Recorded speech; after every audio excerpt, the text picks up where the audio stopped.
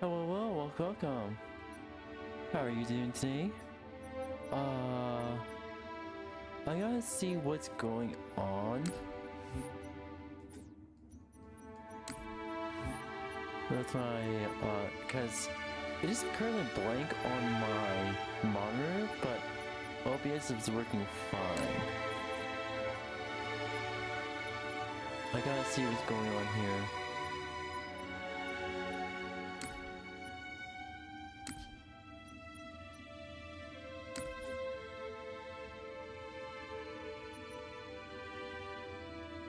Okay, so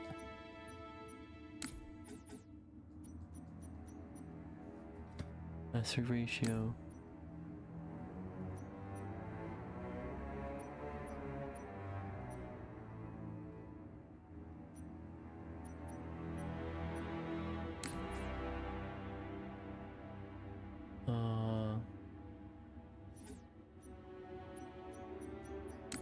So something's going on here.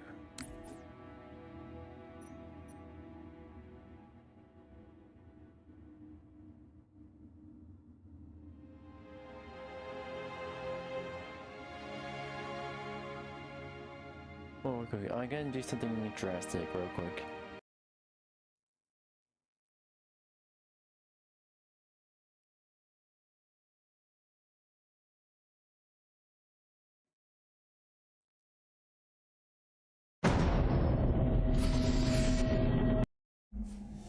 It's still not showing up. I see his windows here, but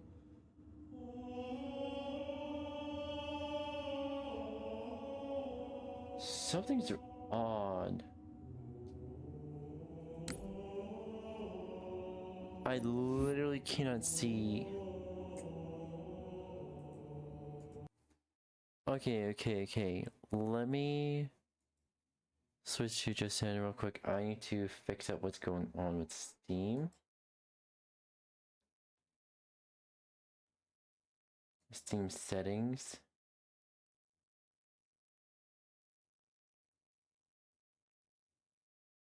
Because I wonder if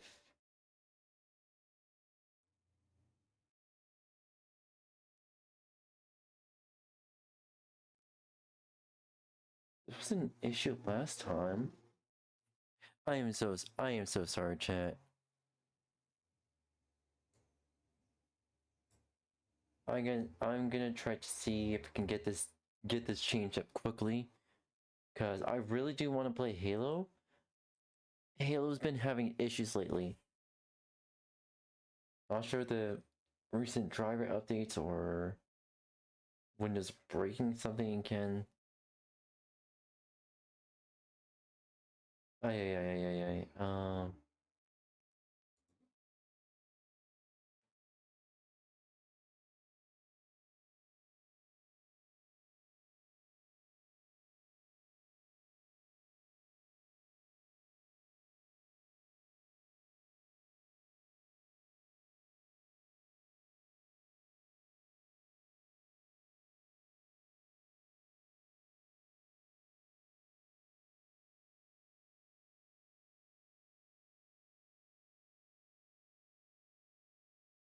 Ooh.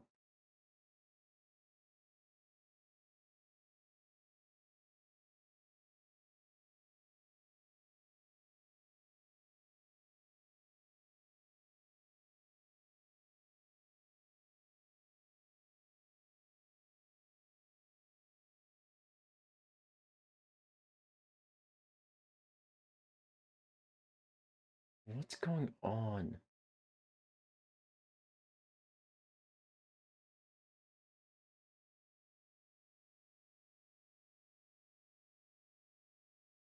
Okay, I'm gonna try something else real quick.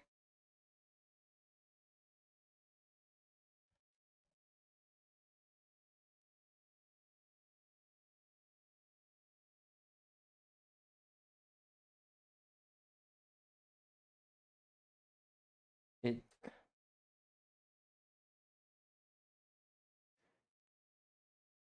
is this with all games? Hold on, let me. That's another.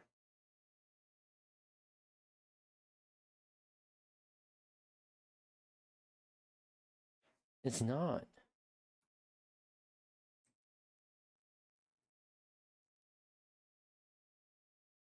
So this is just with Halo.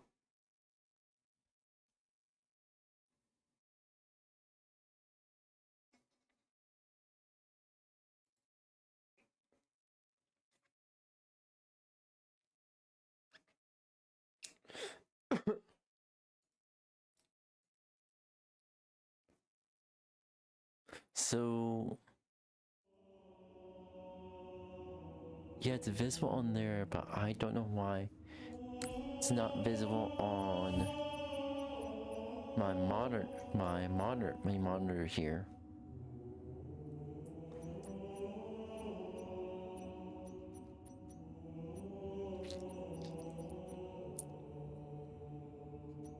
Extras. Did campaigns work? Campaigns are not working, so.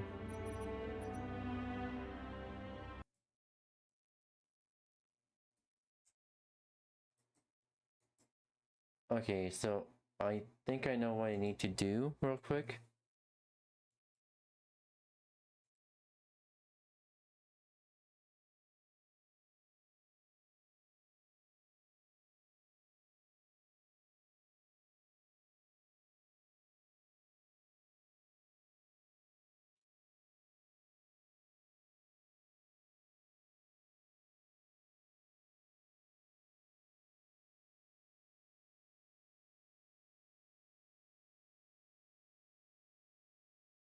There we go.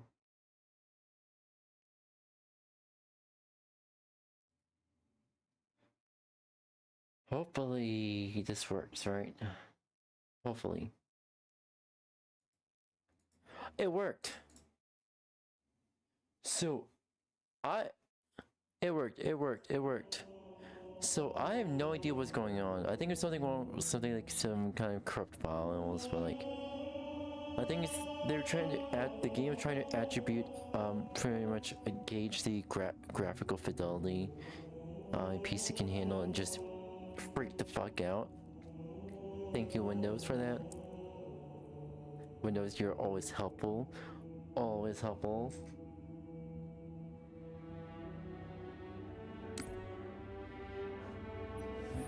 Okay, campaigns. What the fuck? God damn it. Hold on.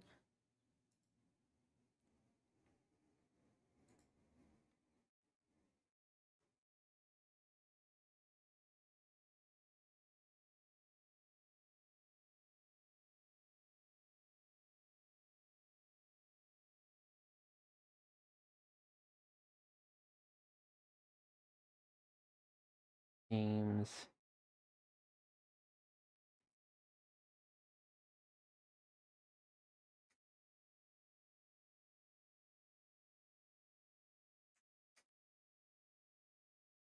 Alright. Fucking hell! Why did I close the window?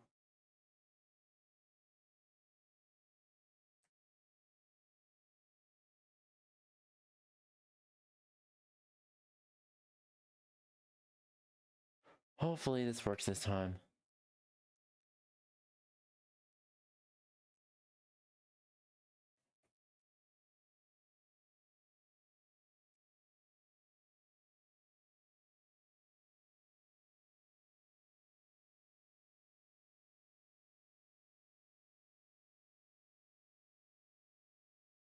Okay, what is Microsoft doing now?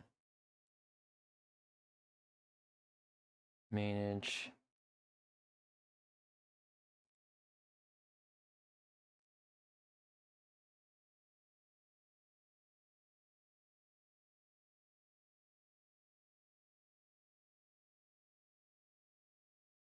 Okay, now it's working.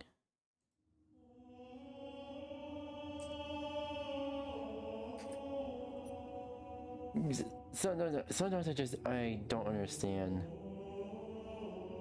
I don't understand Windows. I think it's true. Windows is the only operating system where you're forced to, what's it again? Close and open again, like turn on or off again for it to work. But yeah. Oh, smell.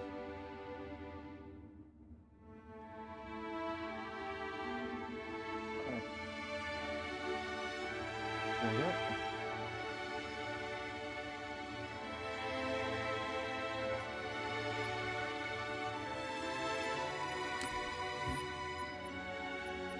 Lisa's Cursed Halo 2. Alright, let's continue Cursed Halo 2. Do you think this carves a bit? What do you think? Come on, mate! I'm just a human!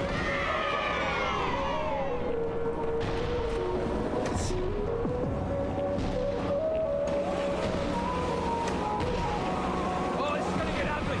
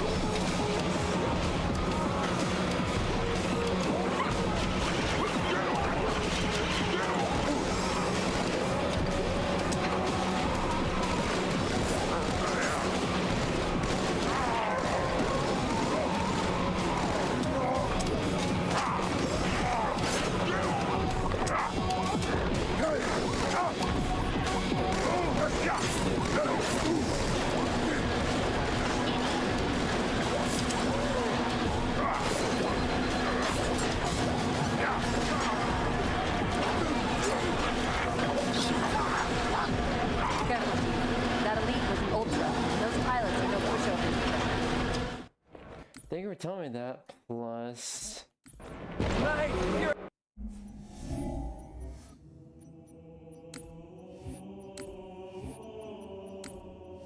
I'm gonna move on to the next one.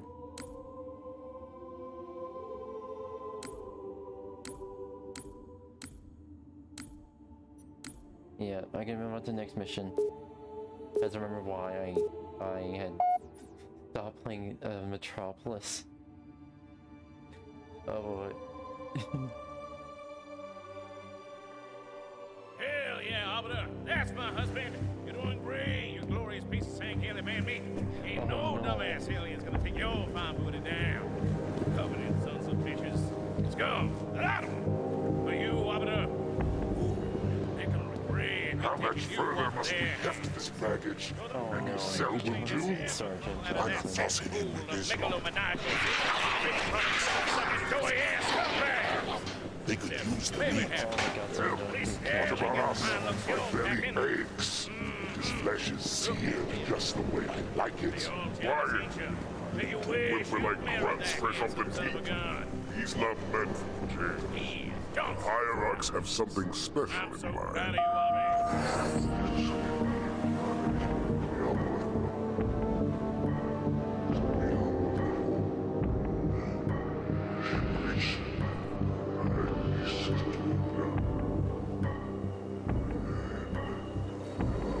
Let's really do.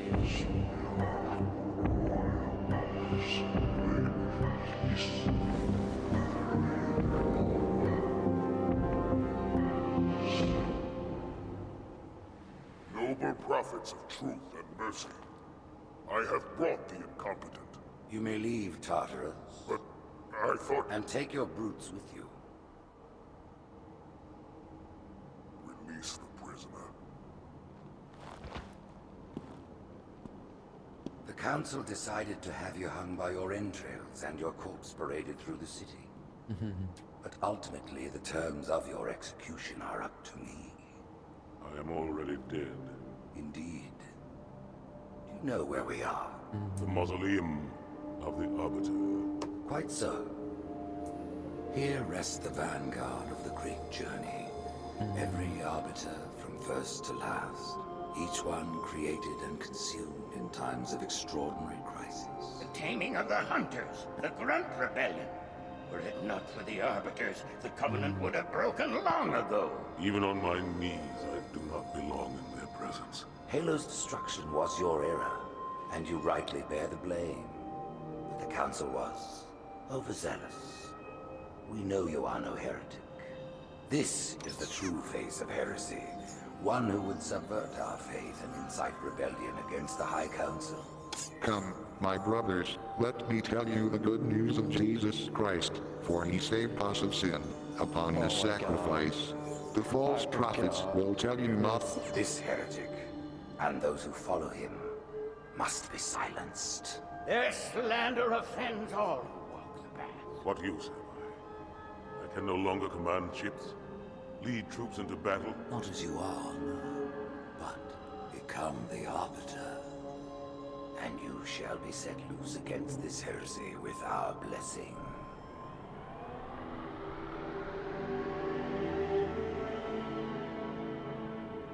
Oh man.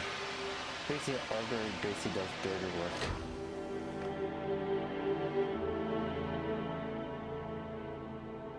What of the Council? The tasks you must undertake as the Arbiter are perilous, suicidal. You will die, as each Arbiter has before you. The Council will have their corpse. Yeah.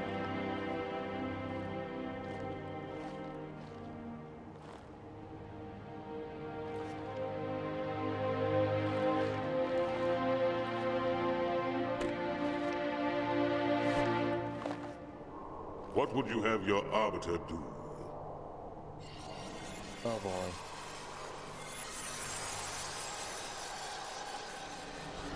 When we joined the Covenant, we took an oath. According to our station, all without exception. On the blood of our fathers, on the blood of our sons, we swore to uphold the Covenant. Even to our dying breath. Those who break this oath are heretics, You make sure worthy no of one can see neither it. pity nor mercy. Even now, they use our Lord's creations to broadcast their lies We shall grind them into dust. and continue our march to glorious salvation. Let's fucking go.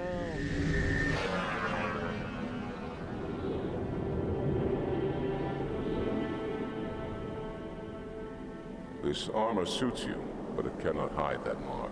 Nothing ever will. You are the Arbiter, the will of the prophets. But these are my elites. Their lives matter to me, yours does not. That makes two of us.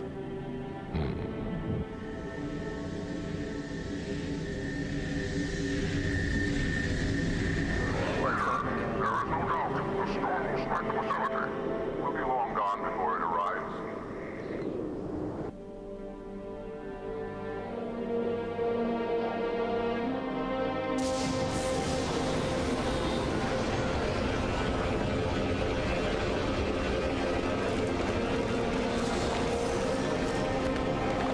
Warriors, prepare for combat.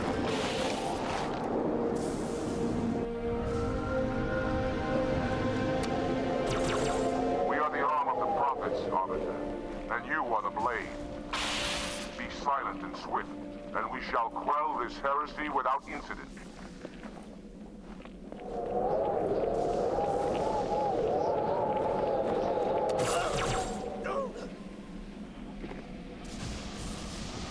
Let's go. The storm has masked our approach, and it should have their local battle net in disarray. We have the element of surprise, for now.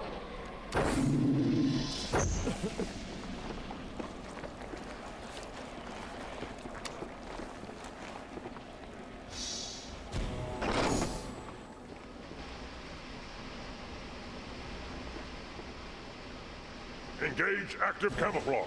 Reveal yourselves only after the Arbiter has joined battle with the enemy. Alright. You may wish to do the same, Arbiter. But take heed. Your armor system is not as new as ours. Your camouflage will not last forever.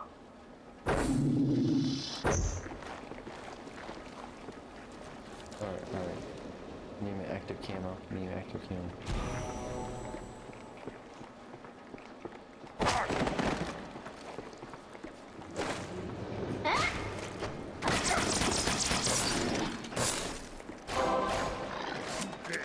Die. For the Covenant.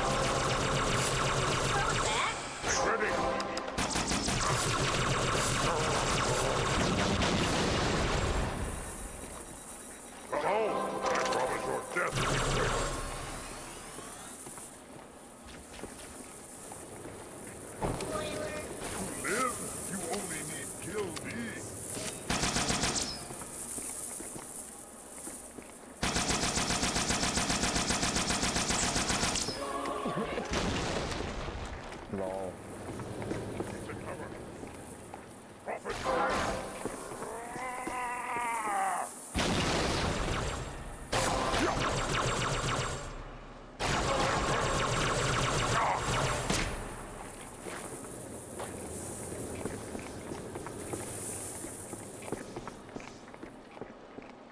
Alright.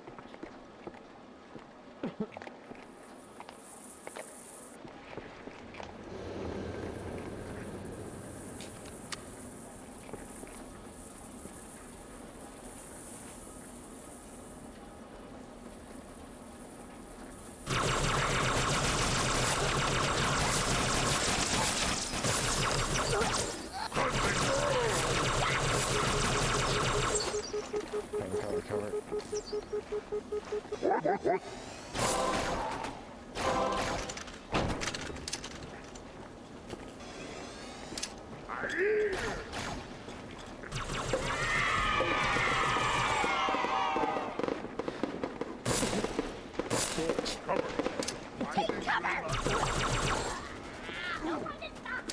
Danger is nigh.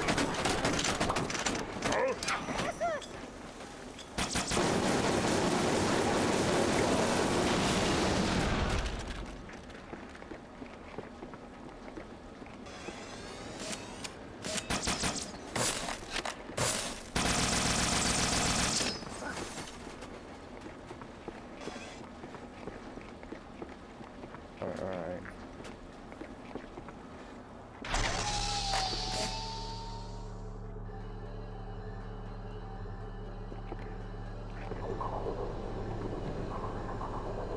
Alright, we can do this, we can do this.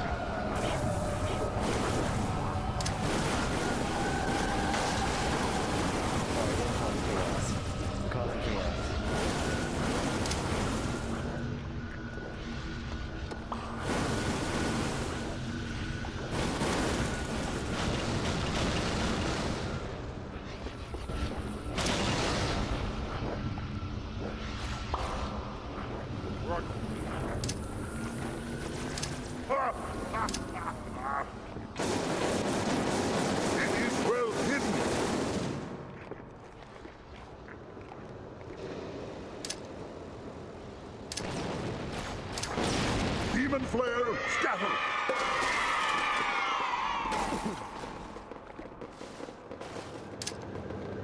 Steel yourselves.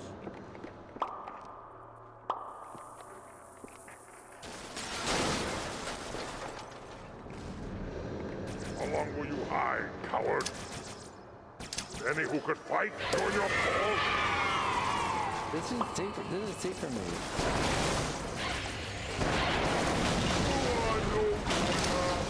Look out! Idiots are still around.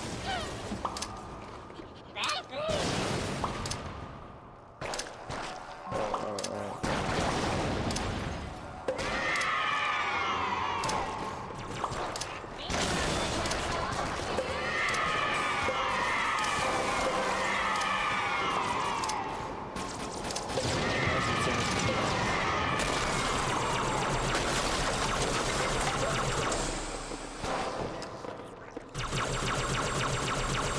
More heretics in the passage below us.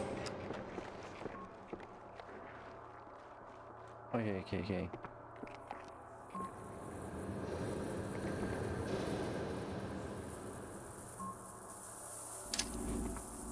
Hold fast. Follow me.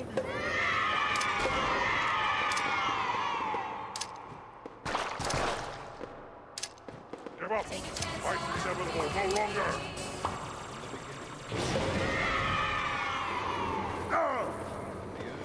This is why.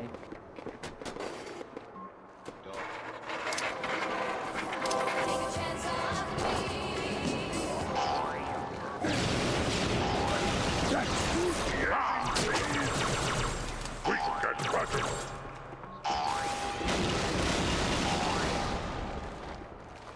Okay. You are not safe. The prophets will be done.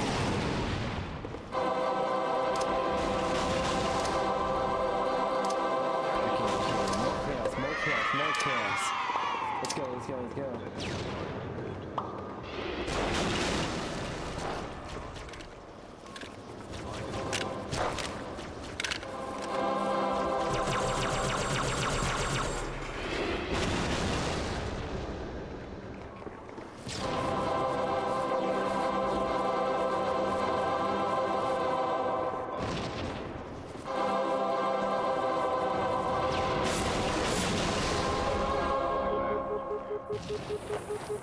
Watch out.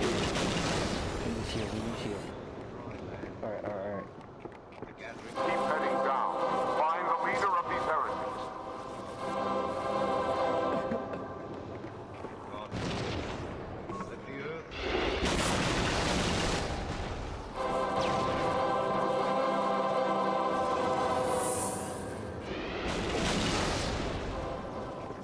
Okay, we're gonna try to do the same thing again.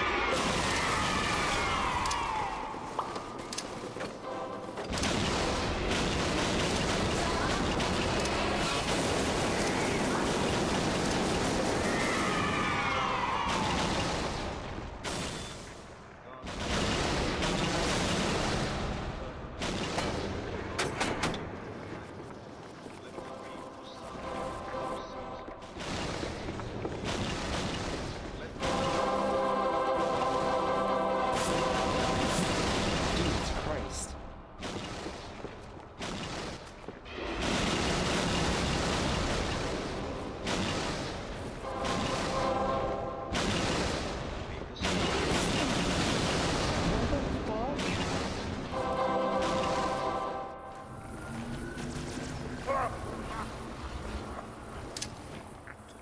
Take a chance on me.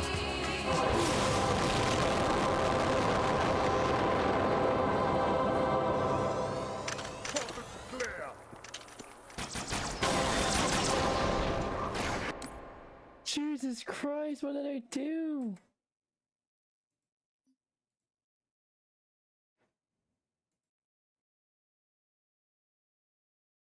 Holy shit, what did I actually do? Arbiter, so glad you could join us.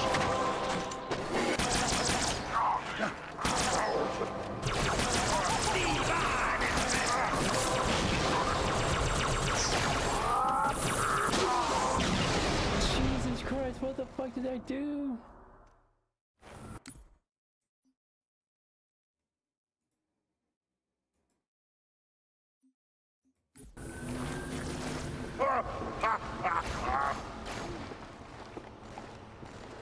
Found you.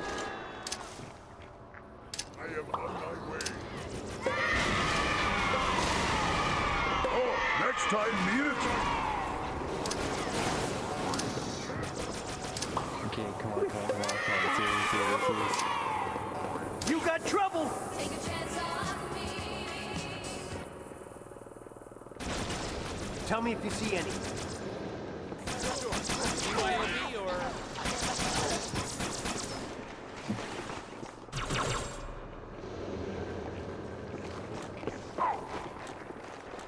More heretics in the passage below us.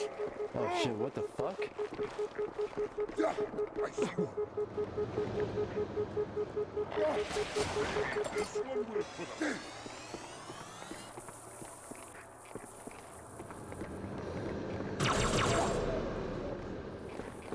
Hold! Let it come back to us.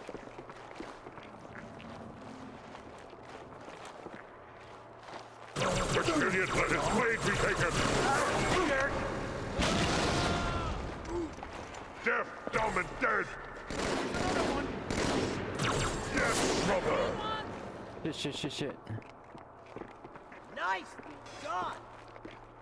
Alright, at least we have allies.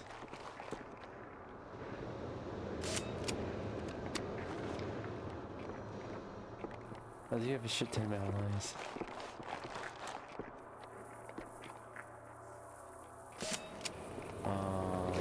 Get over here! Don't mind if I do?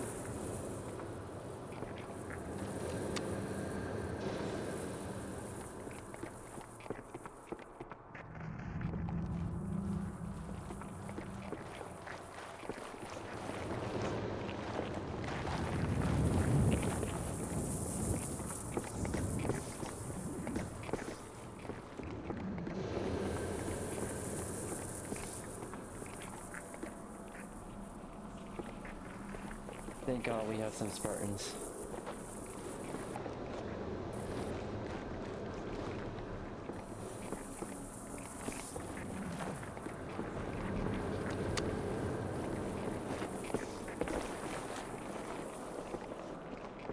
Keep heading down.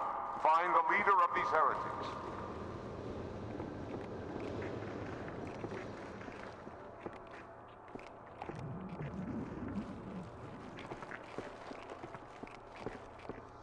An honorable ruse.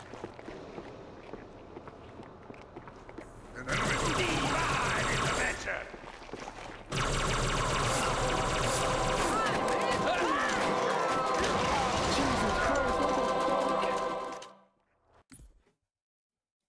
An honorable ruse.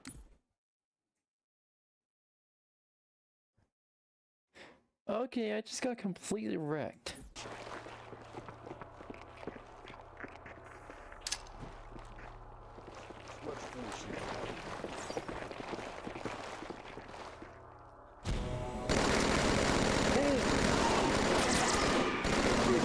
Hey, let's catch one and ride it.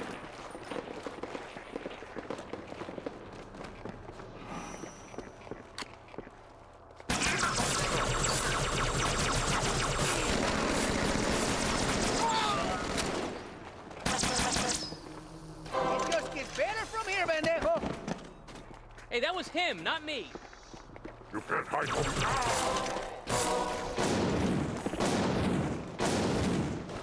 Be careful.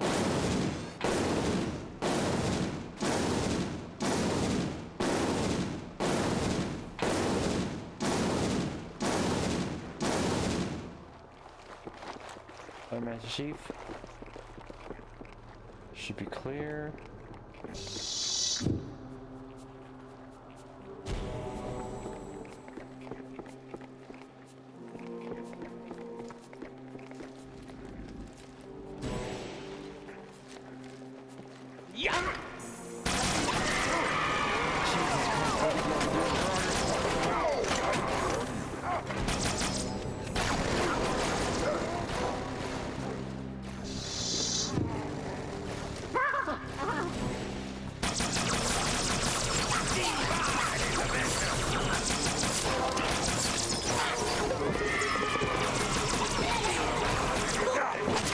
Same for all the Roman slaves.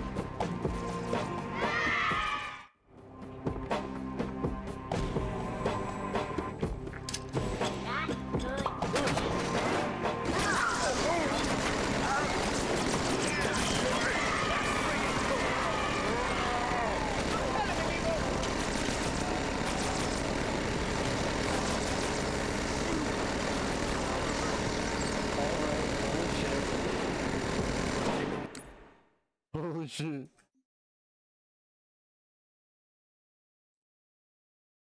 I think it might have gone a little too far. Ray, be taking you up there. Another bastard, right there.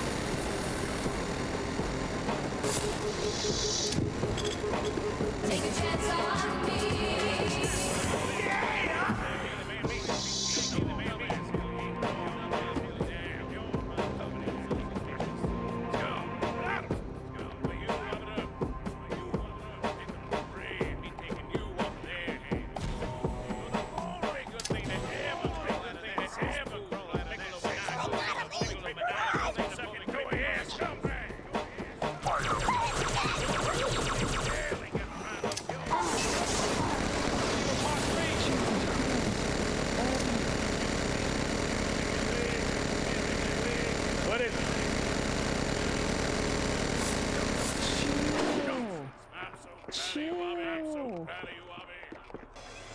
Let's get my... Jesus Christ. Johnson needs to chill. Holy shit.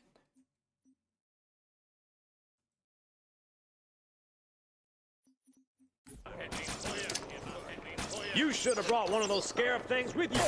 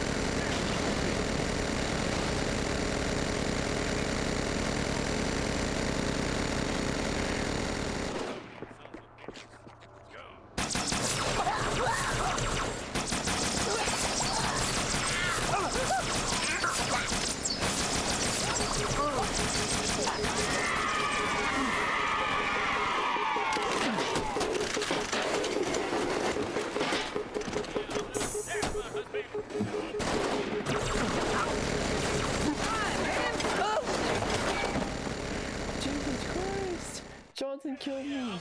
That's my husband. You're doing great. Your glorious piece of Remember me? I threw up the hula hoop thing.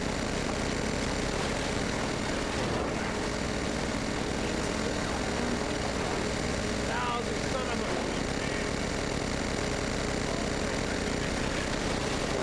All together now.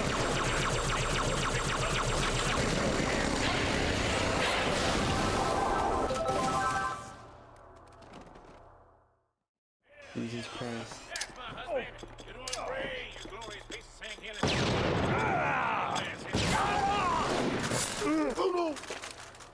Oh no, I died. That's my husband. You're doing great. Your glorious piece of 𝙬𝙤𝙬𝙧. Where'd this come from, Chief? This alien's gonna take your fine booty down.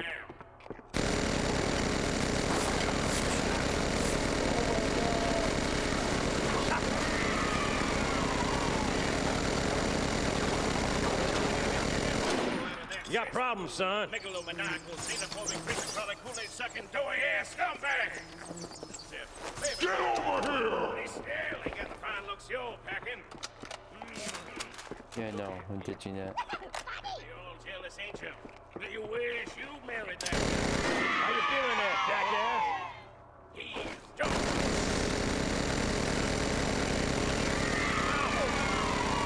Get over here! That means William. Don't make me take off my belt. Eyes on. Get over here!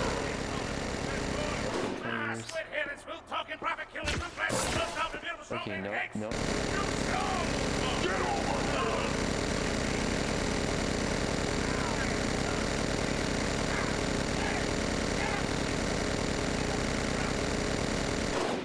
Hell yeah, Loughborough. That's my husband.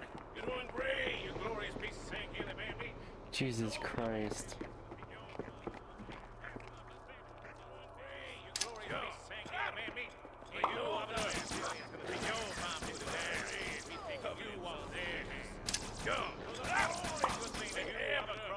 Cesspool of megalomaniacal, xenophobic, creature-crawling, ass scumbag. Only good thing that ever came out of that cesspool of megalomaniacal, xenophobic, creature-crawling, Kool-Aid-sucking, doughy-ass scumbag.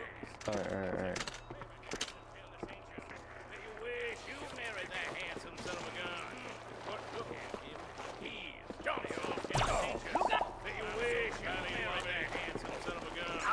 But he's Johnson. So proud of you, Loughborough. So damn proud of you. I can't help myself. I pull your high. My split chin snookums. Proud of you. Fucking profit killer.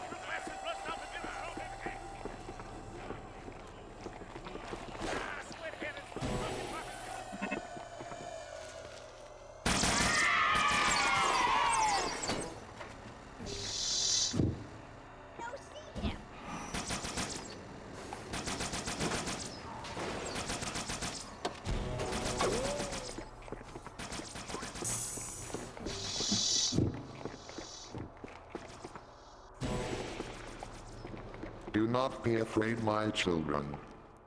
I will pray for our vindication. Its truth must not be silenced.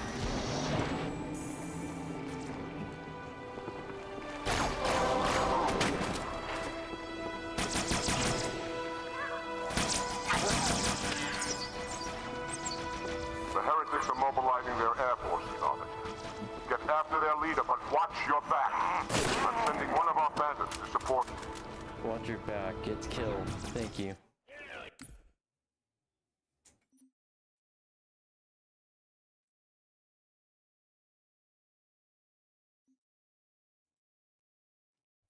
Yeah, Arbiter, that's my husband. You're doing great, you glorious piece of 𝙂𝙚 𝙤𝙤 Ain't no dumbass aliens gonna take your fine booty down.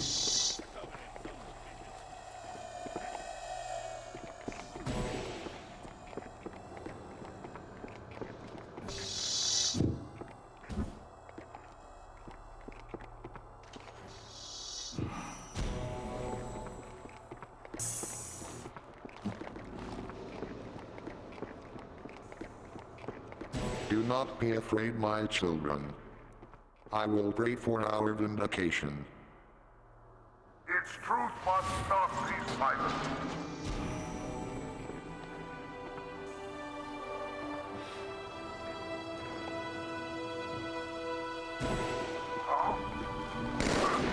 The heretics are mobilizing their air forces. Get after their leader, but watch your back. I'm sending one of our bandits to support you.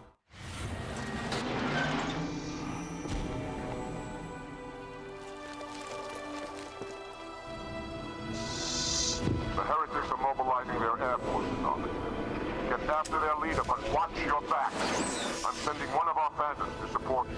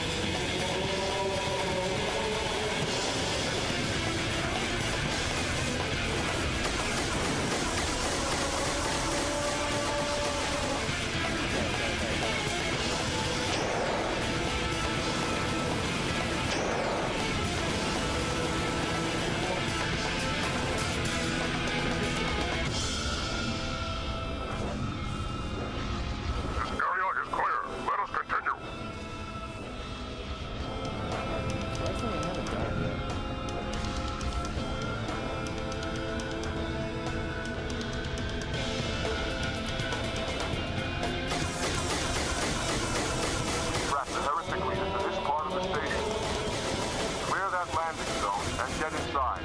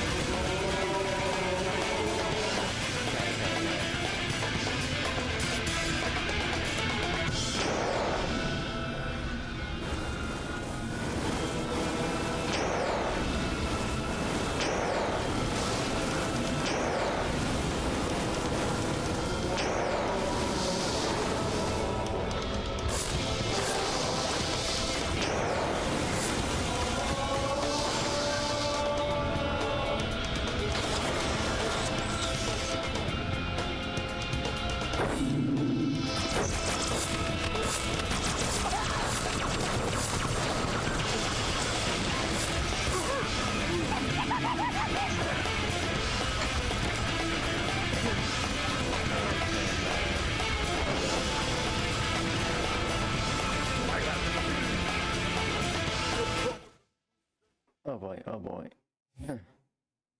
The Oracle. Let's fucking go.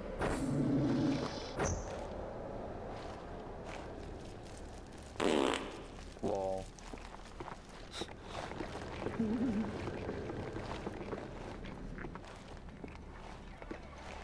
What is it? That stench. I've smelled it before. Lol.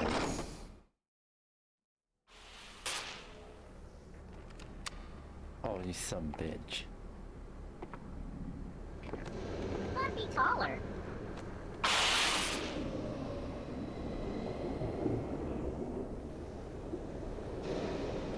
Make me a sandwich.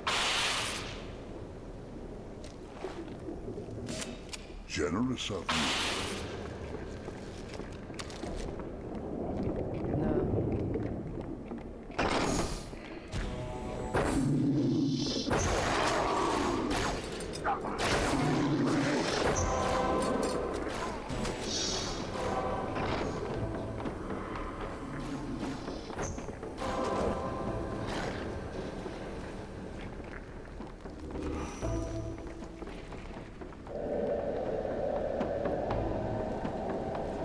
Just do this.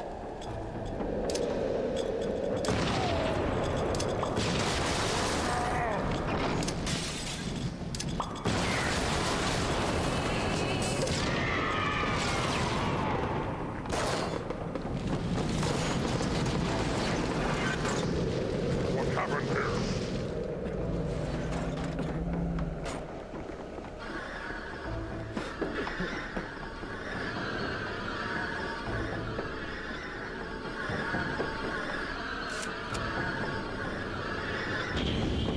See! Heretic! Hold your fire. Hold your fire. So the false prophets have sent you after me, Arbiter. In time, I am sure, you will know the truth. He's using a holodrome. He must be close. Come out so we may kill you. Do not be afraid, my children.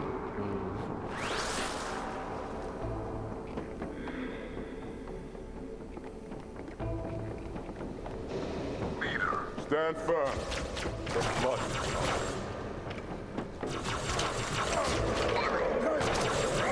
Shall not fall. Ah, the beast is reviving.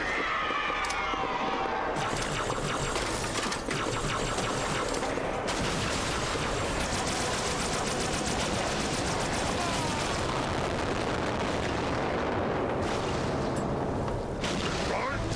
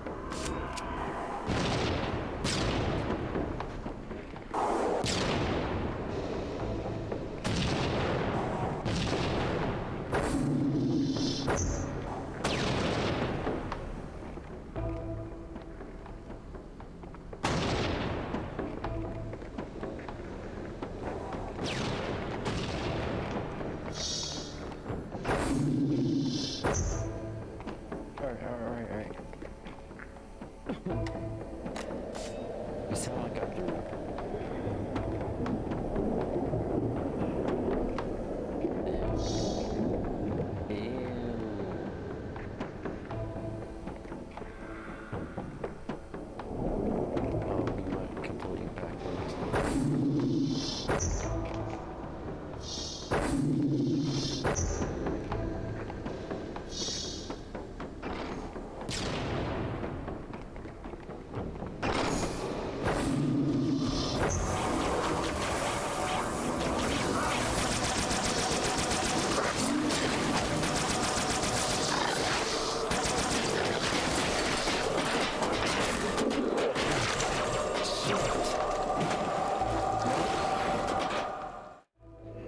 Doing this kind of shit?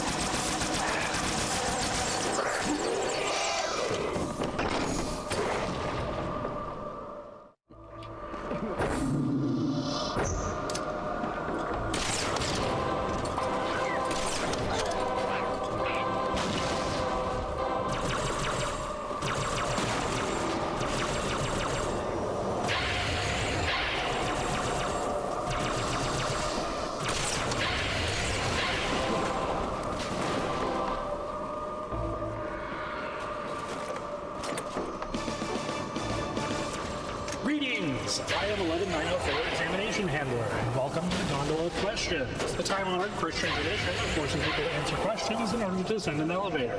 The rules are simple. Answer a question correctly, and the gondola goes down. Answer a question wrong, and I send you back up.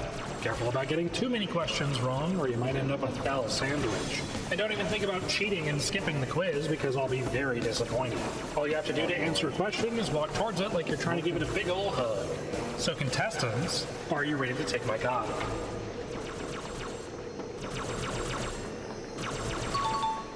Good.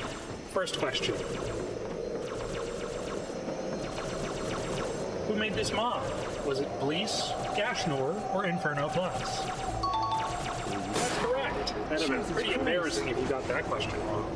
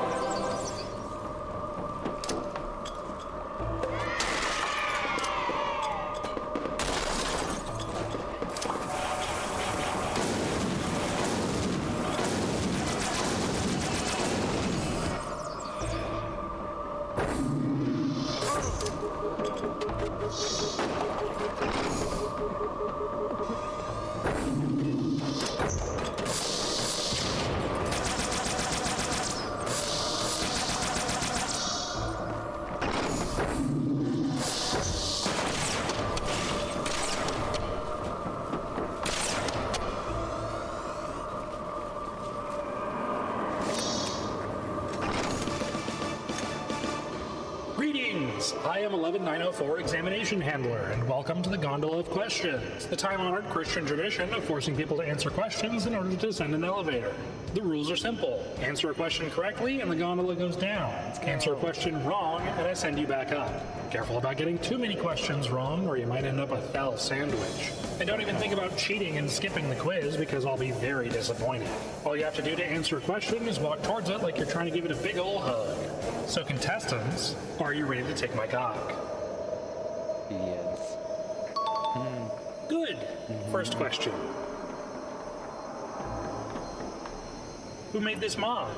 Was it Blease, Gashnor, or Inferno Plus? Please. That's correct. That'd have been pretty embarrassing if you got that question wrong.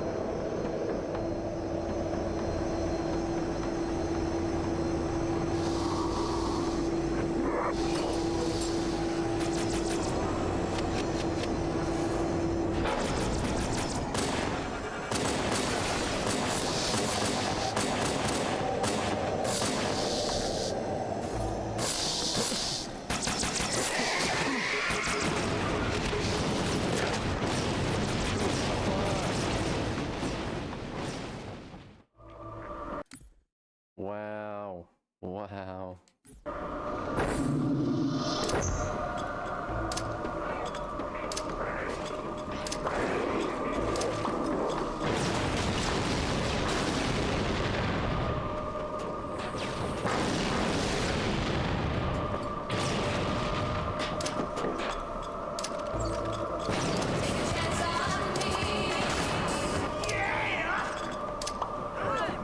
Take a chance on me.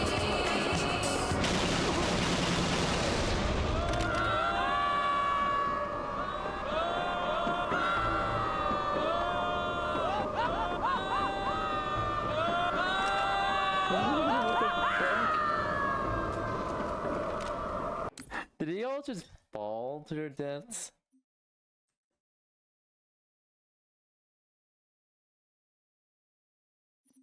Okay.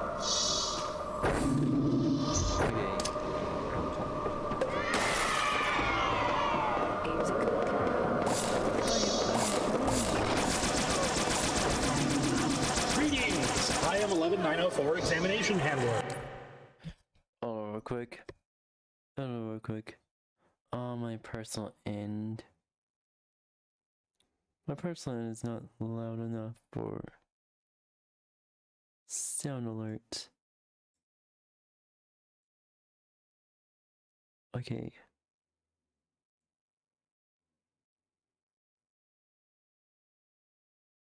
Should be good now. I'll turn it down if it's too loud.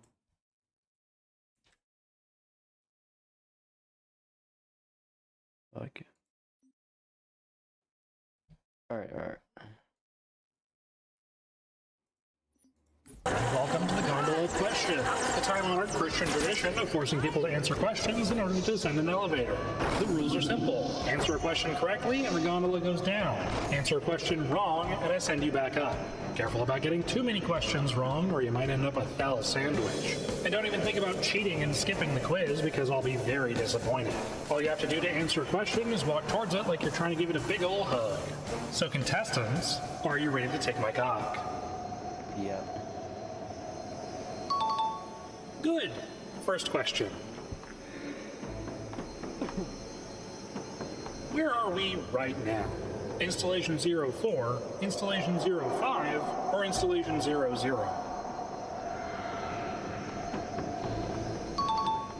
That's right. It's not exactly in one piece anymore, but...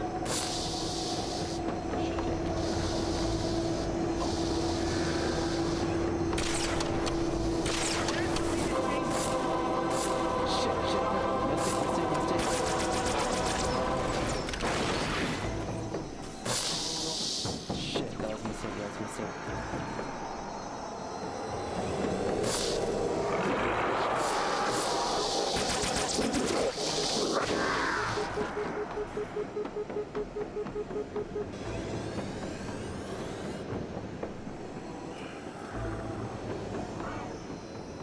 On to the next question. What's the name of the elite homeworld? Is it 𝙂𝙚𝙣𝙚𝙧𝙖, 𝙂𝙚𝙣𝙚, or 𝙂𝙚𝙣𝙚𝙧?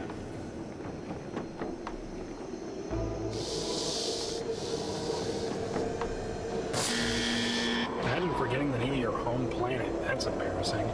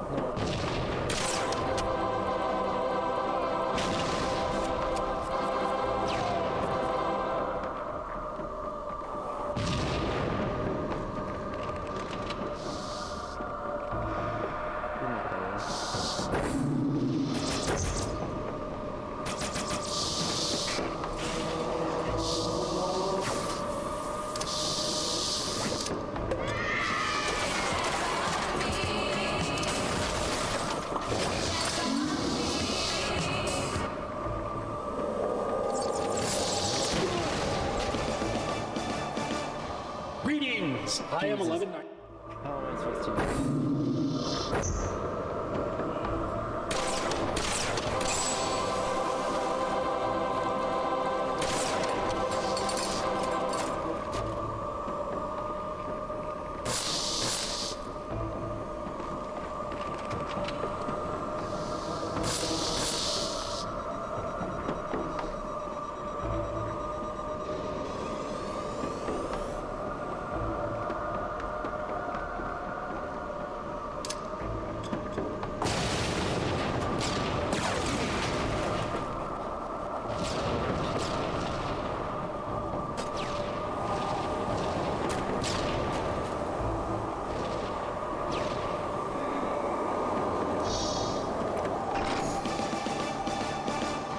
Greetings! I am 11904 Examination Handler, and welcome to the Gondola of Questions, the time-honored Christian tradition of forcing people to answer questions in order to descend an elevator. The rules are simple. Answer a question correctly, and the gondola goes down. Answer a question wrong, and I send you back up. Careful about getting too many questions wrong, or you might end up a foul sandwich. And don't even think about cheating and skipping the quiz, because I'll be very disappointed. All you have to do to answer a question is walk towards it like you're trying to give it a big ol' hug. So contestants, are you ready to take my cock?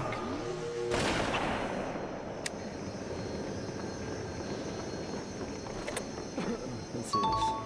Good. First question. Where are we right now? Installation 04, Installation 05, or Installation 0? That's right. It's not exactly in one piece anymore, but...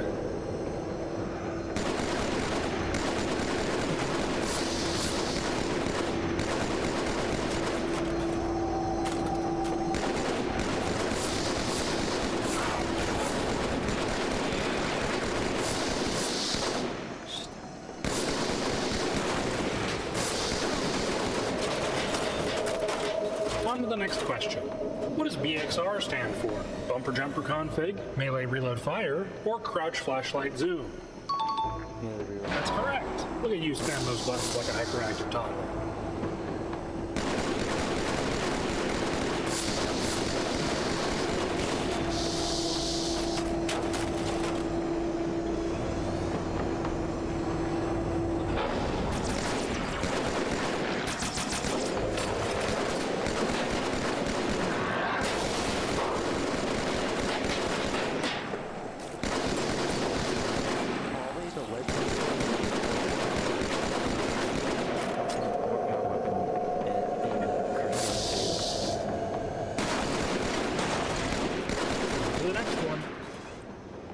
How many weapons are in the vanilla version of this game? 20, 14, or 17? Counting is hard, I get it. That's not right. Don't forget grenades and the scarab gun.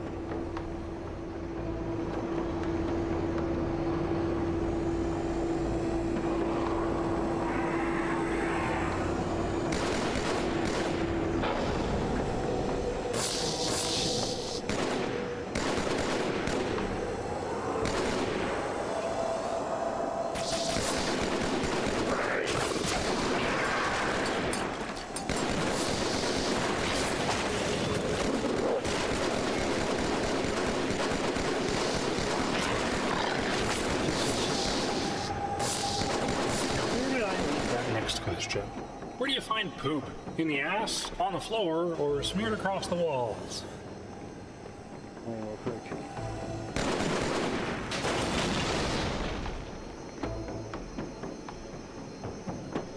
Yes.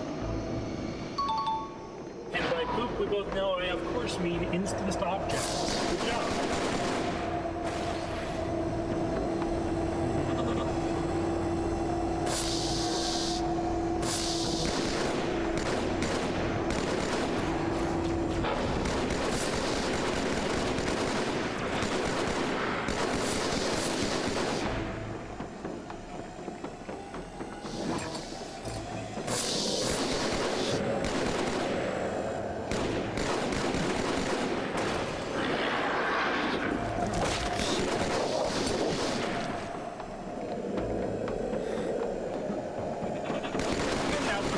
Completely different. You know that white elite with the half-missing jaw that you came in with? What's his name? Artasvadam, Artasvadamy, or Thelvadam? You silly, that's you.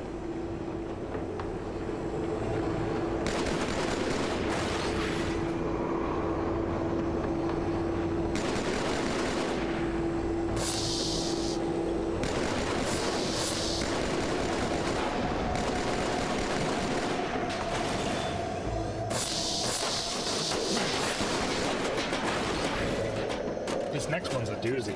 Trust me. What skull can you find on this level? Mythic, blind, or famine? Famine.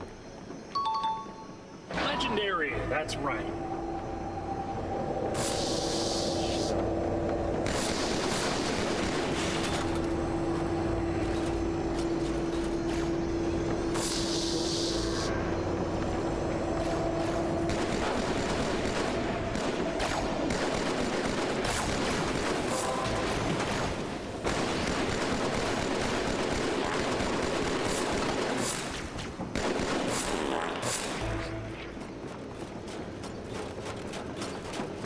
Good job, or I can't believe you got that one wrong. I wasn't really paying attention. Next question. What's the actual lore name for nuclear ammo? Sugandhi's crystals, Subanese crystals, or Shinti's crystals? How about you, Sugandhi's nuts?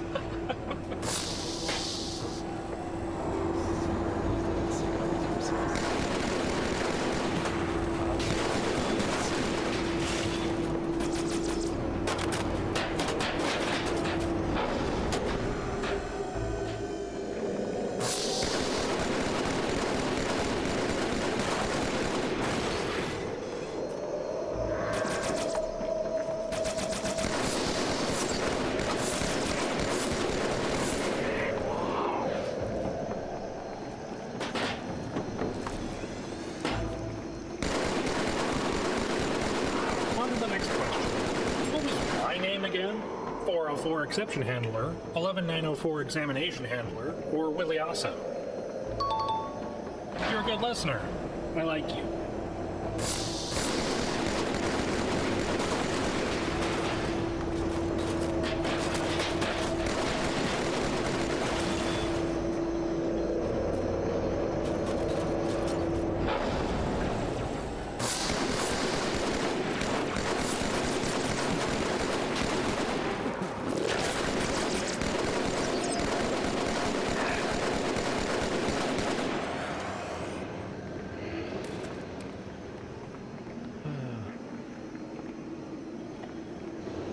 On to the next one.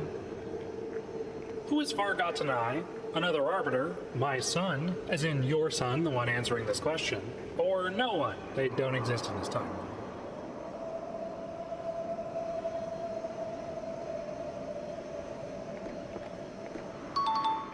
That's right, we don't talk about that.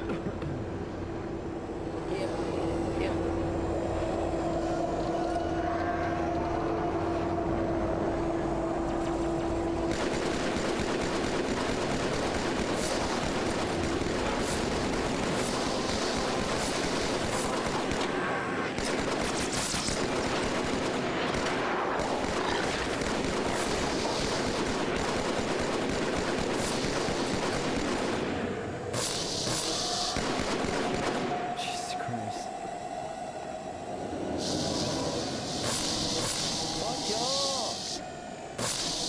should have outsourced this job. What do you feel about bees? Bees are pretty cool. I hate bees. Or I love bees. I'm gonna fucking skip this level. I'm fucking skipping this level.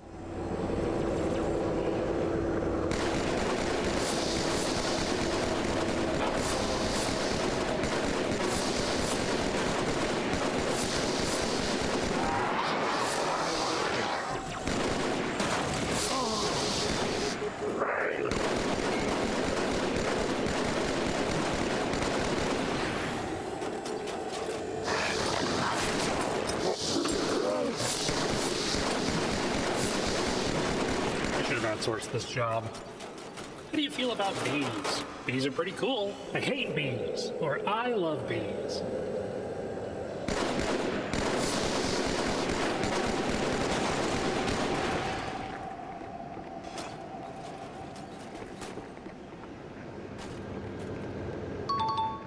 That's right. I wonder how Aunt Margaret's doing these days.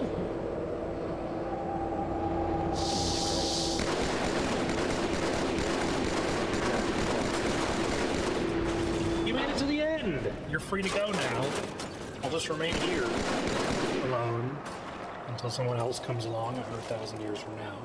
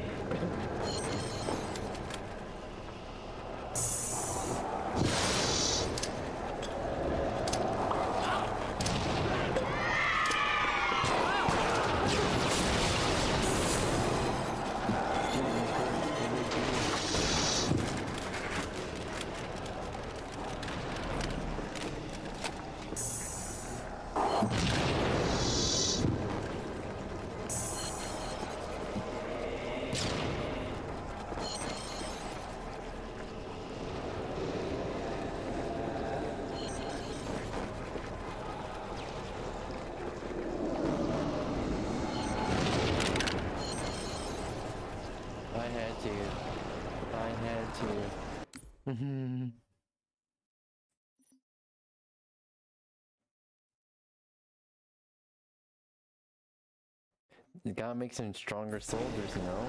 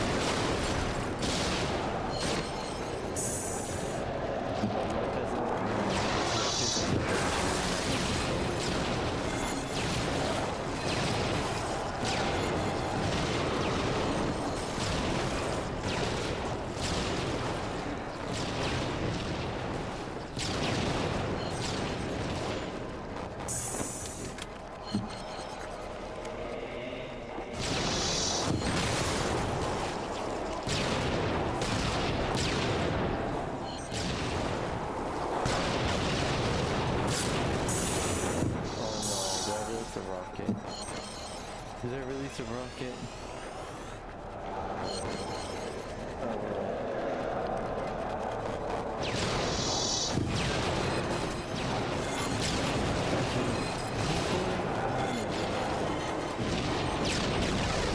I did, I released a rocket.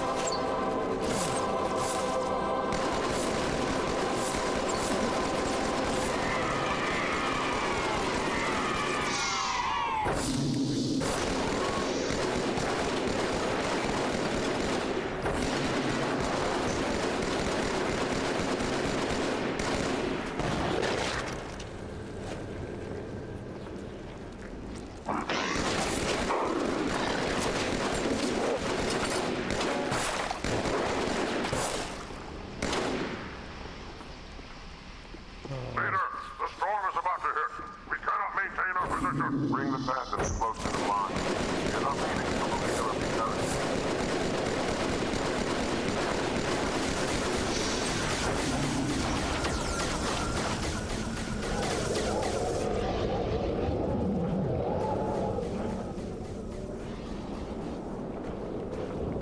Arbiter, the flood have spread throughout the station. We don't have enough troops to manage such a large infestation. Find the leader of these heretics. Kill him now!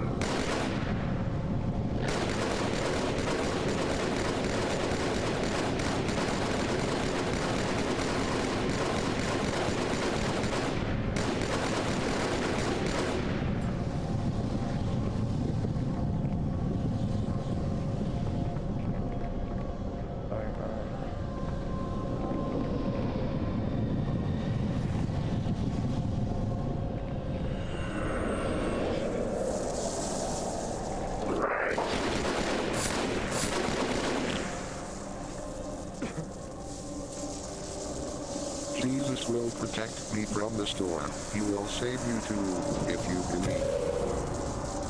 Arbiter, where is he? Thinking Floodbait boxed himself in tight. We'll never break through this. We shall force him out. How? The cable. I'm going to cut it. Get everyone back to the ships. Warriors, return to the landing zone. The Arbiter will continue upward, cut this station loose, and scare the heretic from his home. May our lords guide your hand.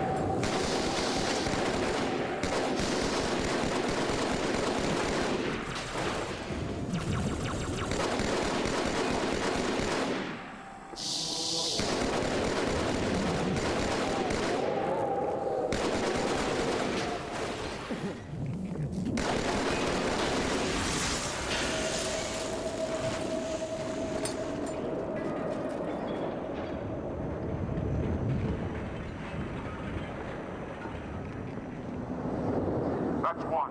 By the prophets, look at the station list.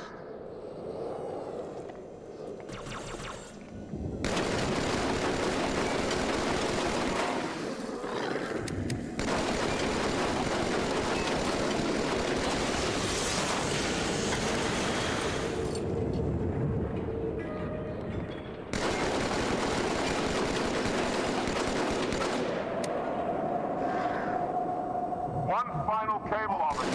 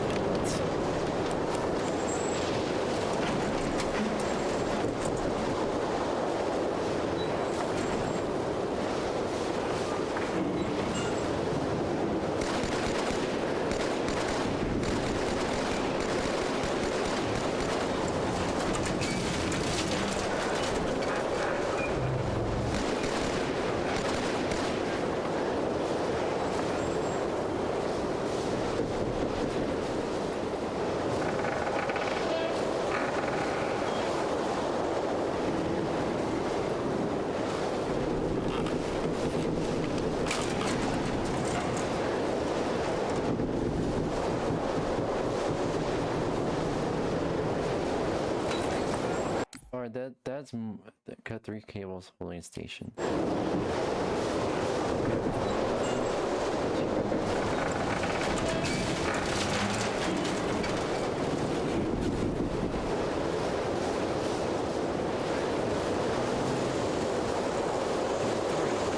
All 3, but what the fuck is that?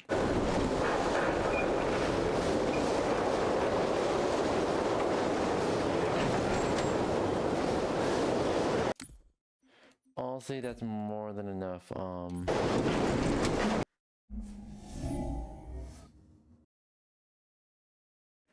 Alright, that's more than enough. Yeah, the script is broken on there.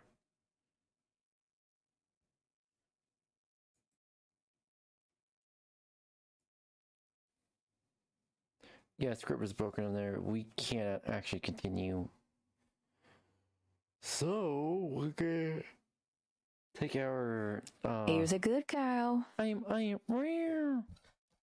That's still a little bit quiet for me. The fuck?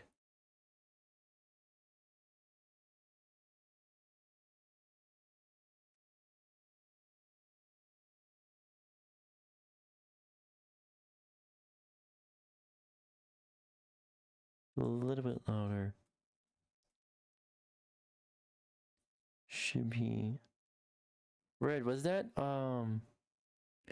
Red, was it? I can't really tell on my end, but is the sound alerts loud enough for everyone?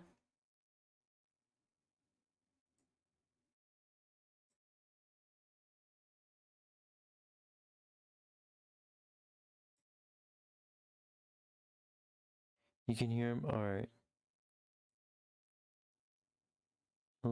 Slightly quieter.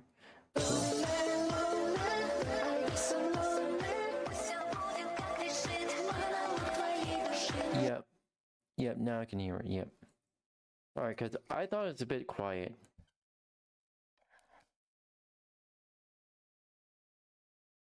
Yep, fair.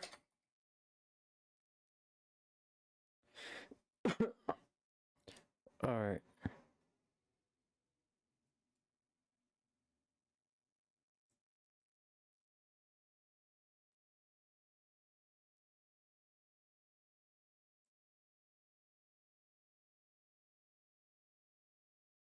That is true. I just want to make sure that people can hear it and it's not too loud. Alright, there we go. And I'm gonna switch the tag. I'm gonna switch the tag real quick.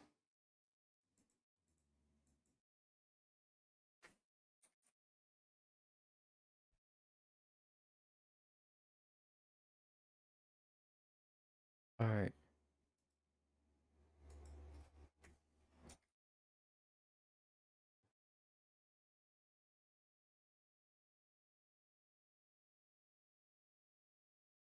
There we go. Alright.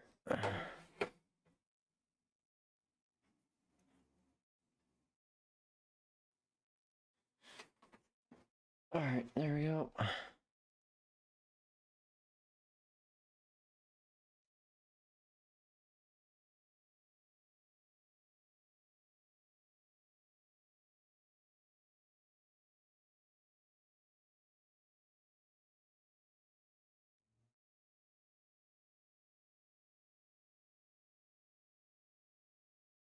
And there we go. Yep, there we go.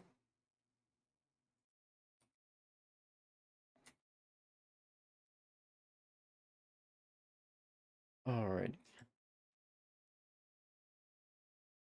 Butter. My mum ain't do that. My dad ain't do that. So, like, and I'm Take guessing our 1 hour lunch most of break. the people in this audience who weren't traumatized by their parents, they also didn't have that happen either. But what do I know? I'm a childless 24-year-old. I don't know anything, according to TikTok. People can get a bit radical about parents giving their kids a peck on the lips and what have you. I do not see an issue whatsoever with a little peck on the lips. You know, just because because that is a form of affection. A peck on the lips isn't necessarily an indicator that you want to have relations with that person, because in so many different cultures around the world, that is just completely normal. A peck on the lips, showing your affection. Maybe some people aren't comfortable with that, and that is totally okay. This, however, crosses such a line that parents should not go past. And if you have something to say about it, yell at me down in the comment section below. Make sure you've got some guttural in that voice, all right? This is the kind of stuff that you do with a romantic partner, not a child. Change my mind. Actually, you can't. Born to be a boy mom because there's no way I'd rather be playing dress up instead of this. Wait until she finds out that girls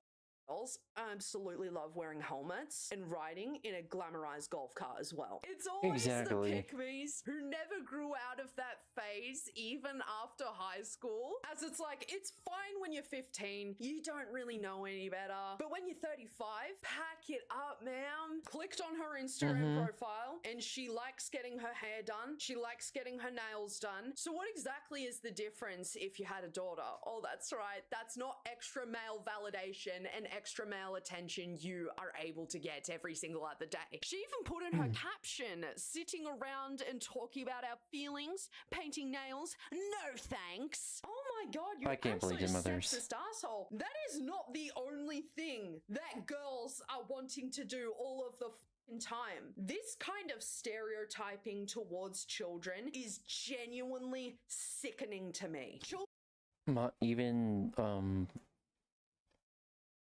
Even birther stereotyped me like that.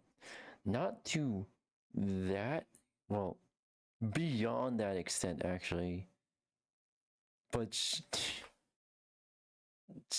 she made it subtle enough, unfortunately. I didn't pick it up too soon. But at least now.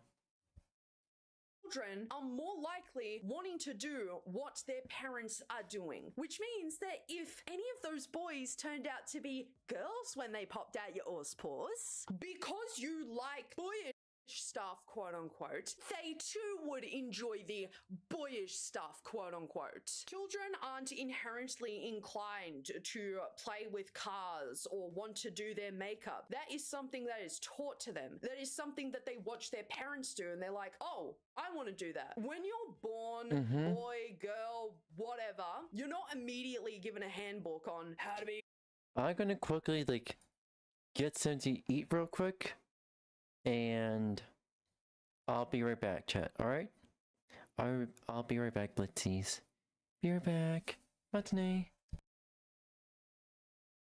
Girl, how to be a boy. It really depends on what type of personality that child ends up having. And if they enjoy painting their nails and playing with toy cars and what have you, I don't really see the big deal. You're a woman. You enjoy doing those things too. Why are you putting that down? It's so mind-boggling how starved for male validation these people are. It's completely fine that she doesn't want to play dress up, but to act as though being a boy mum is better because you don't need to play dress up or talk about your feelings and do this, blah, blah, blah. No, you just want to be the only girl in the room. Boys talk about their feelings even though society has heavily tried to make it that they don't do that. Boys play dress up too. Society, again, really tried to stop that from happening. It's really cool and like, oh my god, that dude is so comfortable in his own skin when it's a rock star, when it's Corey Taylor, when it's Head from fucking Korn in a dress painting his nails. It's also heavily concerning that she doesn't want to talk about feelings either, because what kind of men are you going to be raising for the next generation? It isn't gay. It also isn't feminine to talk about your feelings. Everyone fucking has them, and a lot of men that I know never talk about their feelings. They never say how they truly feel, and they are just this ball of upsetness all the time. But had they been taught as a kid, talk about their feelings, flesh out how they really feel about themselves and about things that are happening around them or their past, they would be much better people. They'd be happier. But you're not only a toxic boy mum, but you're a supreme toxic boy mum, because you're also raising men who just are gonna suppress their feelings. Why would you do that actively? Feelings are so gay. Feelings are so girly and feminine. you! Me, the moment my son demands to wear trucks and dinosaurs and not his one-of-a-kind Ralph Lauren-inspired young gentleman closet I hand-selected for him. Well, seeing as the child is 3, not 33, he doesn't give a fuck about appeasing such an unrealistic standard you have given a literal child. I would hope a kid would want to wear kid things and not dress up like your mini husband. There is literally a baby crib in the frame of this TikTok. Your kid does not care about designer, one-of-a-kind, hype-beast clothing.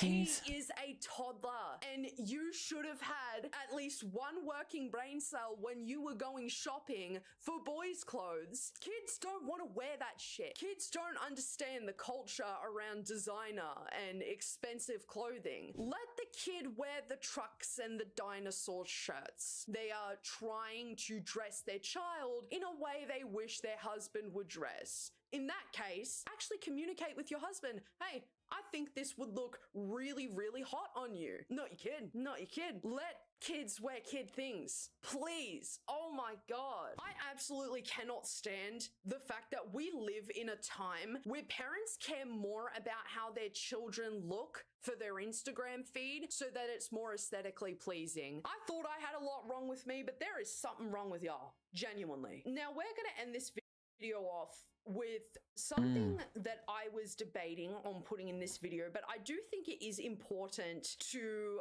highlight just how bad these toxic boy mums can be and why you should correct some of the things that your kids say. Because a lot of people like to say, well, a kid doesn't really understand or they don't really know what this means. Then it's up to you, the parent, to tell them what that means. What is it with this generation that we're living in where there are such lazy parents who are like, but the kid doesn't know? Well, it's up to you to tell the kid so that he knows in future. Mom, you looking sexy and beautiful. Thank you. So that is not a word that your child should be using to refer to you as. That's not a word that your child that young should even know in the first place. I'm looking at the mom right now and saying, what the fuck are you teaching your child? What the fuck are you doing to your child? Let me see your phone, let me see your laptop, let me see your, fucking all your digital devices. That's not normal for a child to fucking say or do. That's not fucking normal. That there are synonyms for pretty, but that is not one of them. I'm gonna say something that's probably gonna be a bit controversial with some boy mums, but your sons should not be seeing you as sexy. You may be a sexy woman, but not to your son. You should not be sexy to your son. I'm actually not really sure why she posted this to begin with, because this is not a cute video. You can call your mum pretty. You can say she's beautiful, but sexy? Why are you allowing him to use that word, dude? I'm getting real tired of people defending this shit as, well, drama queen, the kid doesn't know any better. Dude, do not blame these kids. These kids are not at fault here. They are only talking the way that they hear the grown adults around them talk, but they're also only doing this because it seems to make the mum happy, because he's probably said this before many times and it makes the mum weirdly happy. The way that the son touches the mother's stomach as well, it is so off-putting. It's not a crime that this child used the word. It's not necessarily a naughty thing where he needs to go sit in the naughty corner because Super Nanny said so. It is up to the mum to correct the language and say, instead of saying sexy, let's say pretty. Let's say I look really, really cool in this outfit today. Being a boy mum hits different implies that there's a level of connection that would not otherwise take place had the child been a girl. Because trust you this, trust. Like, as much as rough as childhood had, I wouldn't even compliment birther at all. At all. me this. If that child was a little girl, she would not be using sexy to describe the way that her mum looks. There should be no situation whatsoever that your child is calling you sexy whilst rubbing your stomach for validation. I really gotta go have a drink, guys. I am not in the best of mood right now. Sometimes doing these videos, it can take a toll because it's like, I have considered being a parent so many times. I really have. I'm 24. So it's kind of the age where people do start having kids. A lot of my friends have kids, but I've come to the conclusion every single time that I just, for the sake of me and my mental health, I can't have them. For the sake of the child and their mental health, they should not be had. I hear so much from 𝙂𝙚𝙣𝙚 over in the Drama Queen submissions email that this is more common than I thought. And reading your guys' stories, I really do feel for the people out there who unfortunately have to go through having their childhoods ripped away from them because their mums just didn't want to stop being weird and didn't want to find a romantic partner. And then the other side of that, you have partners, girlfriends, wives, husbands, boyfriends. You know what unintentional side effect this will have on a portion of the next generation, well, Gen Alpha? These moms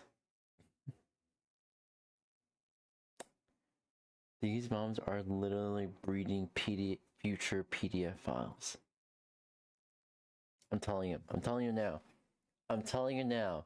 These moms don't correct their own behavior towards their children. We're about to have a whole other issue in the future. We need to question these moms. We need a search warrant on these boy moms. That is not normal for a kid to be saying that, and it's not normal for the mom to be pretty much acting that way towards her child, towards her children. Like, still, what the fuck? You have sisters who have to deal with this. Let's just leave it here for today. Thank you so much for your stay up Isville today, guys. I saw so many of you tag me in the YouTube recap, and I had a little bit of a crying session yesterday because there was just so many of you. Oh my god, bro. There were so many of you who have watched over like 100 of my videos this year, and I cannot thank you enough for supporting this channel, for supporting my very first official merch run, for just being the best community that any YouTuber could ask for. And I know it's cliche because everybody says that. Literally everybody says that. I am not the first one, and I won't be the last, and I'm not the only one. If you've been here for quite a while, you guys know that I have really struggled with my self-worth, and you guys know that I just, it's a struggle every single day. But the fact that I finally have— No, shut up!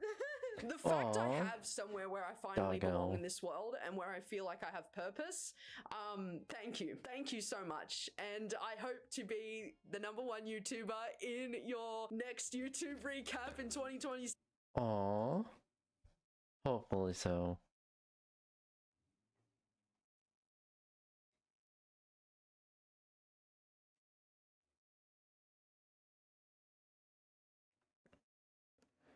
Alright, let's see here.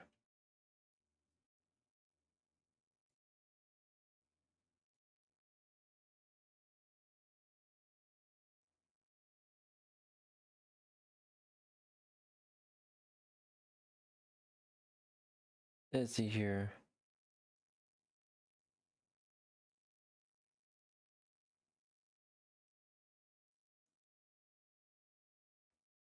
Can I be recommended something that happened like a year ago?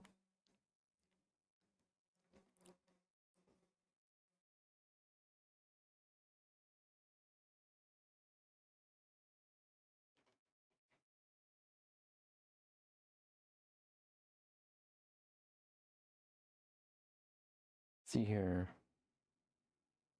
what we can watch.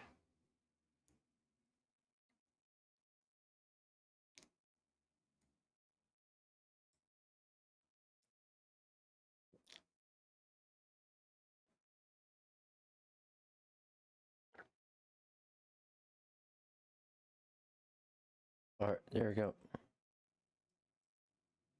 Hey everybody, how's it going? Hope you're having a lovely day. Welcome to today. Thank you, Grayson, for following. Well, welcome. How are you doing today? My name is Brandon, but I'm a writer streamer. How's it going? Hope you're having a lovely day. I stream lots of video games for chat and chat. I call my chat Blitzies, by the way, and hopefully I'll be doing 3D modeling for everyone here. I really wanted to pretty much like learn 3D modeling and showcase it here, but like I really like. I don't have my PC is not even powerful enough to do 3D renders right now, so hopefully one day I'll be able to get the resources I need to do that. But welcome. Feel free to make yourself at home. Feel free to stay. If you have any questions, we do have our own Discord, by the way. I can plop it down in chat real quick.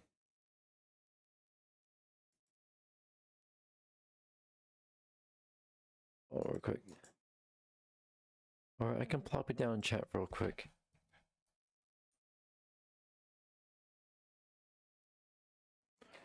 We found Discord, and we do have backup servers off platform, just in case Discord goes AWOL. There we go. Hey, welcome to today's episode.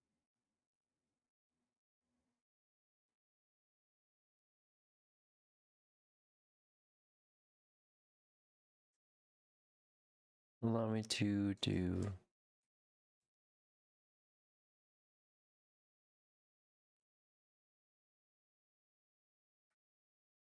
This and this.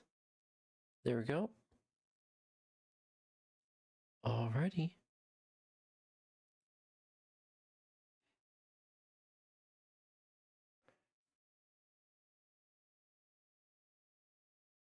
$11.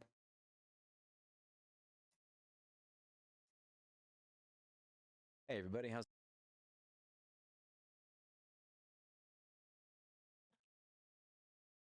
All right, chat. Pretty much, this is Louis Rossman. Report this video. AI is ruining YouTube. Louis Rossman is one of the most based YouTubers you can ever like relate to and watch. But pretty much, privacy is at risk. Privacy on all levels is at risk right now. So, if you care about privacy, you care about pretty much owning your stuff. Louis Rossman is the guy for you. Hey everybody, how's it going? Hope you're having a lovely day. Welcome to today's episode of I Hate the Modern Internet and the Modern World. I'm your host, Louis Rossman.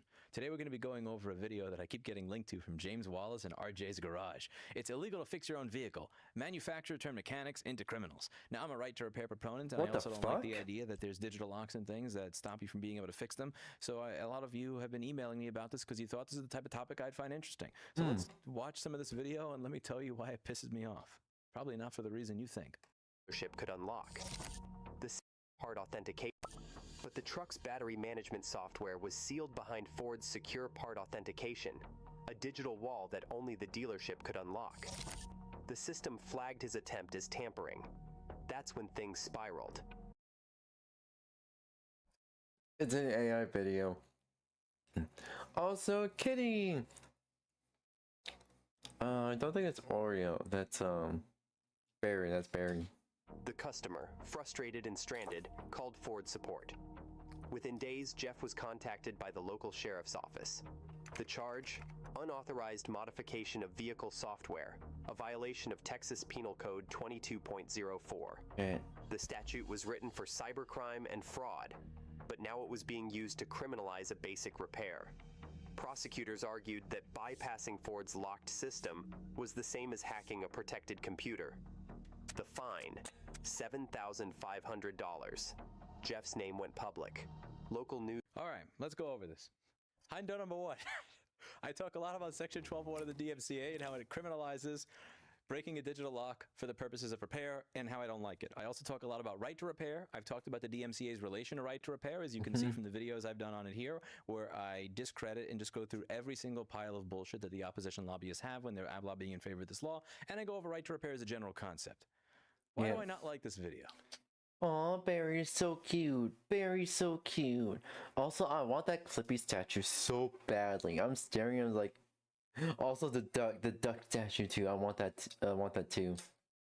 Well, let's go through this piece by piece. Number one, he's talking about a Texas mechanic named Jeff Valdez that was hit with what? Texas Penal Code 22.04, which makes bypassing a digital lock to fix a car illegal or hacking.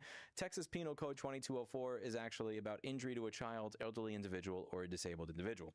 Further, there is no mechanic named Jeff Valdez in Fort Worth, and if this was something that happened several years ago, you would imagine that there would be something in legit news, alternative news, a fucking Twitter post, like there would be some record whatsoever that a man was arrested or visited by a sheriff's office because he tried to fix somebody's car.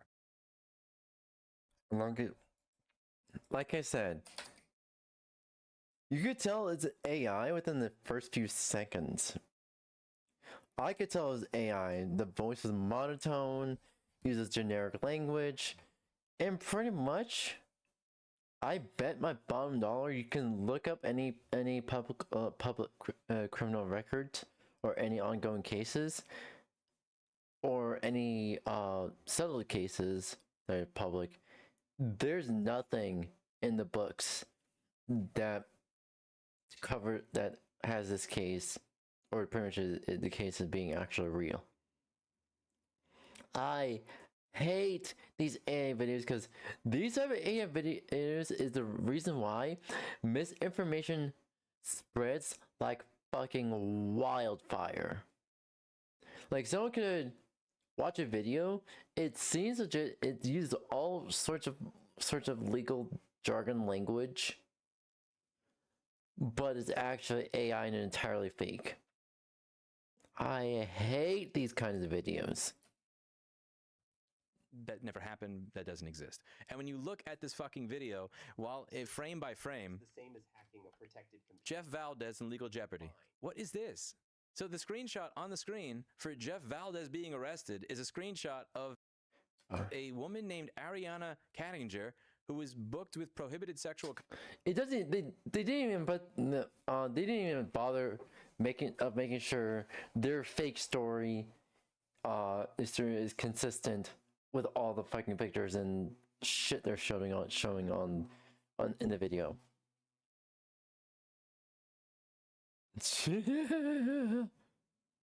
James Wallace and RJ's Garage, you've been caught so fucking badly. You need to take this video down immediately before law enforcement gets involved and pretty much charge you with pretty much spreading misinformation, causing pretty much disorder, disturbance of the public peace via spreading misinformation. Because if it's severe enough and you do it long enough, like fucking Alex Jones, you can actually get charged for it, or a fucking class action lawsuit. Conduct between a teacher and a student. Most likely because the AI that created this video realized that Penal Code 2204 is about injury to a child and has nothing to fucking do with fixing a car. Now, if we go through the rest of this video, there's some hallucinated repair stuff in here.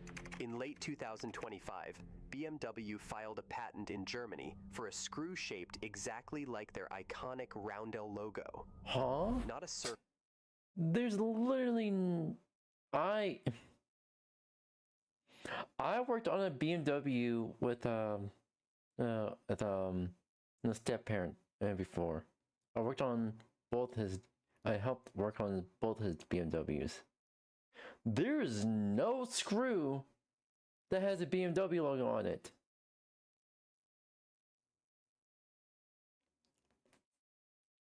Not sure about the modern cars, but most of the cars before 2024. I even see the 2024, 2025, and 2026 BMWs. They do not have this kind of fucking screw. I don't know what this fucking channel is on about, but holy shit. Not a Torx, but a 4-quadrant socket with offset lobes, engineered so that no standard tool on Earth would fit. The patent, DE20251234567, spells it out. No, it doesn't. That patent is patent DE102024115950, as reported on the Consumer Rights Wiki and on the original video that I did.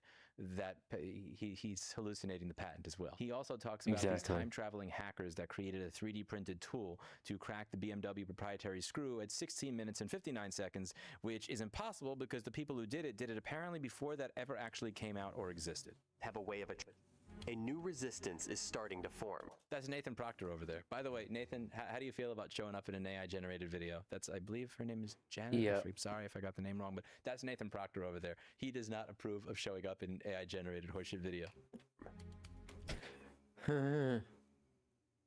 I bet we're gonna one day find out this video is removed by the publisher or by YouTube because this guy decided to sue this channel, the owner of this channel, and the second channel that's shouted out here probably ends up suing him too for being an accomplice or supposedly being an accomplice. Holy shit. Whatever this channel is doing, they're already in deep shit before, but they're in the fucking Earth's core now. Holy fuck. What's next? They're gonna be in deep space because of the whatever next bullshit they pull with this AI? Locked doors have a way of attracting locksmiths. As automakers tightened their grip, a new breed of hacker stepped up to pry it loose. In 2023, a collective calling themselves Car Bros released a toolkit that... What the fuck? How do you release a toolkit in 2023 for something that was patented in 2024? It's all fake. It's all fake. It's complete bullshit. And then they also made up something about the Ford vehicles and how you replace the battery in the F550 or F650. I'm 99% certain this is made up, so if you're a mechanic that works on the F550 or F650, please confirm that this part of the video is also bullshit. For the privilege, or you're out of luck. Ford's Super Duty trucks have turned what used to be a simple fix into a financial minefield. For owners of the 2024 F550 or F650, even a routine battery replacement can trigger a jaw-dropping labor bill. And here's one of the telltale signs. So I didn't actually watch the entire thing or do any research on it originally. I just saw this, where see how it says labor... Even... oh shit. Even so... sheet metal, whatever, it's not related to the battery at all, and it never actually shows you the rate. This was an AI-generated image, but more importantly, one of the mistakes that AI will often make is it really, really sucks at cropping the part that you want to crop of an image. So if you say, take a screenshot of the part of this website where somebody is saying this thing, like you have to have 5 or 10 different fucking auditing agents, and you have to have all this crap put into it so that it will actually take a screenshot of the part that you want and crop that part out, which is one of the telltale signs here that I just realized, wait, something's off over here, even though I've only watched it for 30 seconds. The service manual spells it out.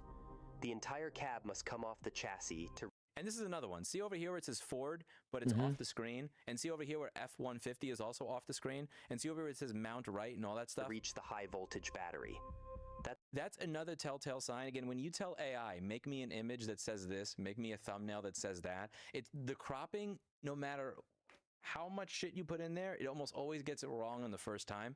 And that's one of the telltale ways that you can tell. And the reason that I'm pointing these things out is because I want you to be able to see this as quickly as I did. And many of you on my channel, let's be real, you probably have seen it quicker than I have. But because I have such an influx of emails from all of you linking me to this video, saying, what do you think of what happened to that mechanic? I'm guessing that some of you could use a couple of pointers in order to be able to see this shit. Now, when you go through the... Exactly. And as you already know, chat, I'm a digital artist, trying to like become like a freelance artist kind of thing. I spot AI art within milliseconds. Milliseconds. And video, and pretty much, I also edit my own videos, so I can spot AI bullshit. The comments in the fucking video that are, again, also just to be clear, sorry if I forgot about the mechanic thing. Tell me why what he said about replacing a battery is bullshit if you're a Ford diesel truck mechanic. But over here, look at all these comments. All these comments. Everybody buy a new car, they stop doing this. True, without customers, they're doomed. I can't find comments that are actually calling this out as an AI-generated video. where everything is made up. And all the people that are commenting here, they're probably people that would actually agree with everything that I say in my videos, and I don't want to shit on all these people at all, because all these people that are saying this here, these are all my people. Boycott these models? Absolutely. Unfortunately, this doesn't exist. I'm keeping my 2014 Lexus for the rest of my life and keeping her running. She's a great car. Again, probably the type of person that supports right to repair. All of these comments here are comments that I think are... Here's a tip. Like, if you're gonna get a used car, get one that the person's already actively selling from their home, from their own home, and inspect the car on the spot. So tell the owners, like, hey, I want to inspect this car. Do you have like the tools to like lift the car up, make sure everything is all good and dandy? Sure, it may be weird. It may be weird for the seller. I was like, hey, I want to make sure I'm not getting screwed.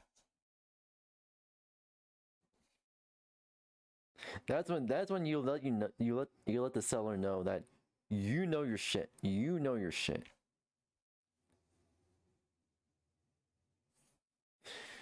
Despite the fucking bullshit my parents put me through, at the very least, they taught me how to be practical and use common sense.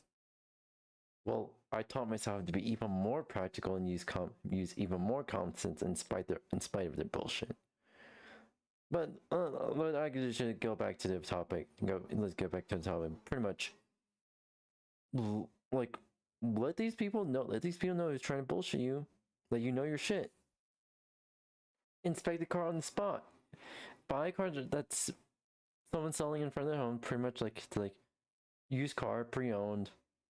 Make sure that the seller has taken good care of the car, taking good car, make sure nothing's been neglected, stuff like that. Something maybe if it's something at least one thing, maybe the minor part that's easy to fix. But outside of that, make sure you let people know you know your shit.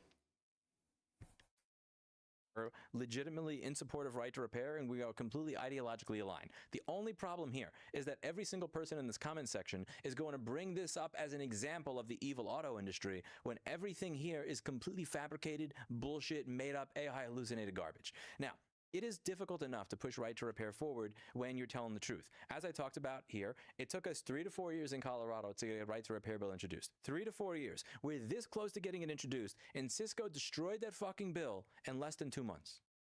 Less than 2 months, they destroyed it. It was voted 5-0 in committee for a loophole to get pushed forward, which will get voted on by the Senate. And by the way, if you live in the state of Colorado, if you could just do me a favor and contact your senator about what I talked about in this video, I would highly appreciate it, so that the last 3 or 4 years of many people's lives was not wasted trying to push for this.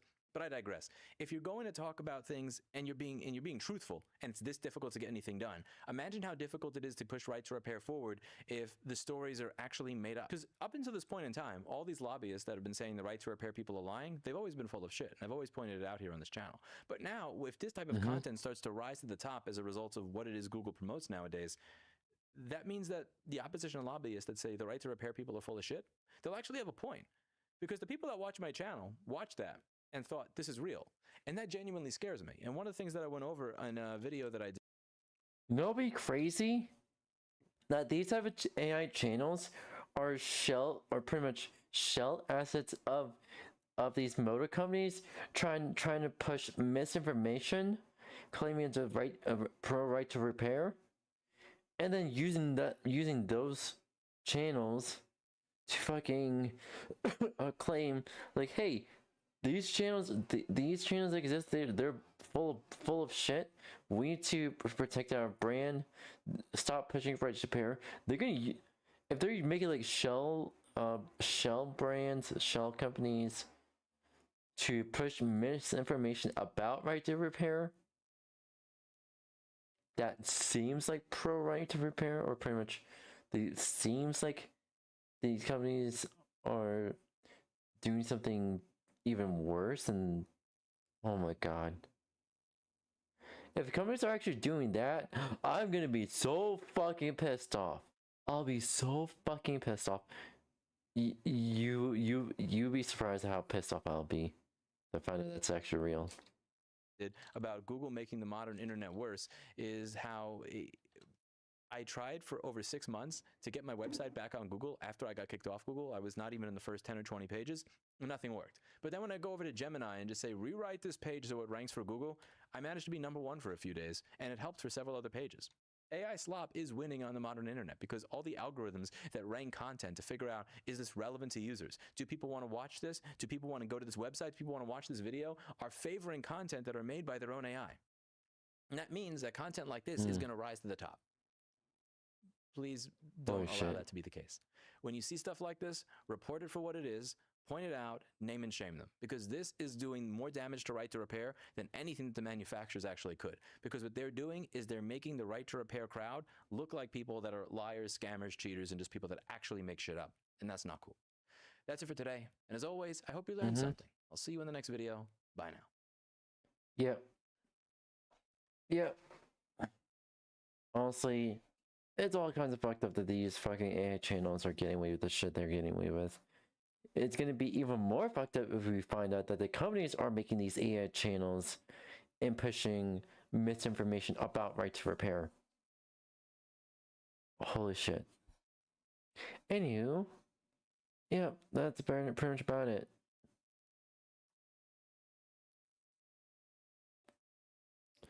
Alrighty. Hello guys and gals, me 𝙂𝙚, and today's video is all Jesus Christ. F11.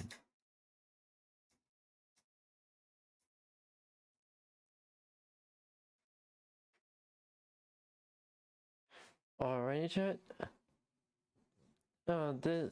This is Never Use Incognito Mode Again by Some Ordinary Gamers.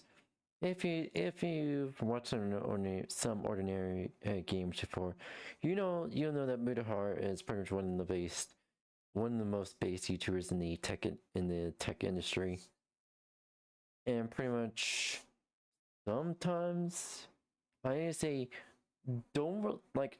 I'm gonna pretty much what he says to his audience. First, don't.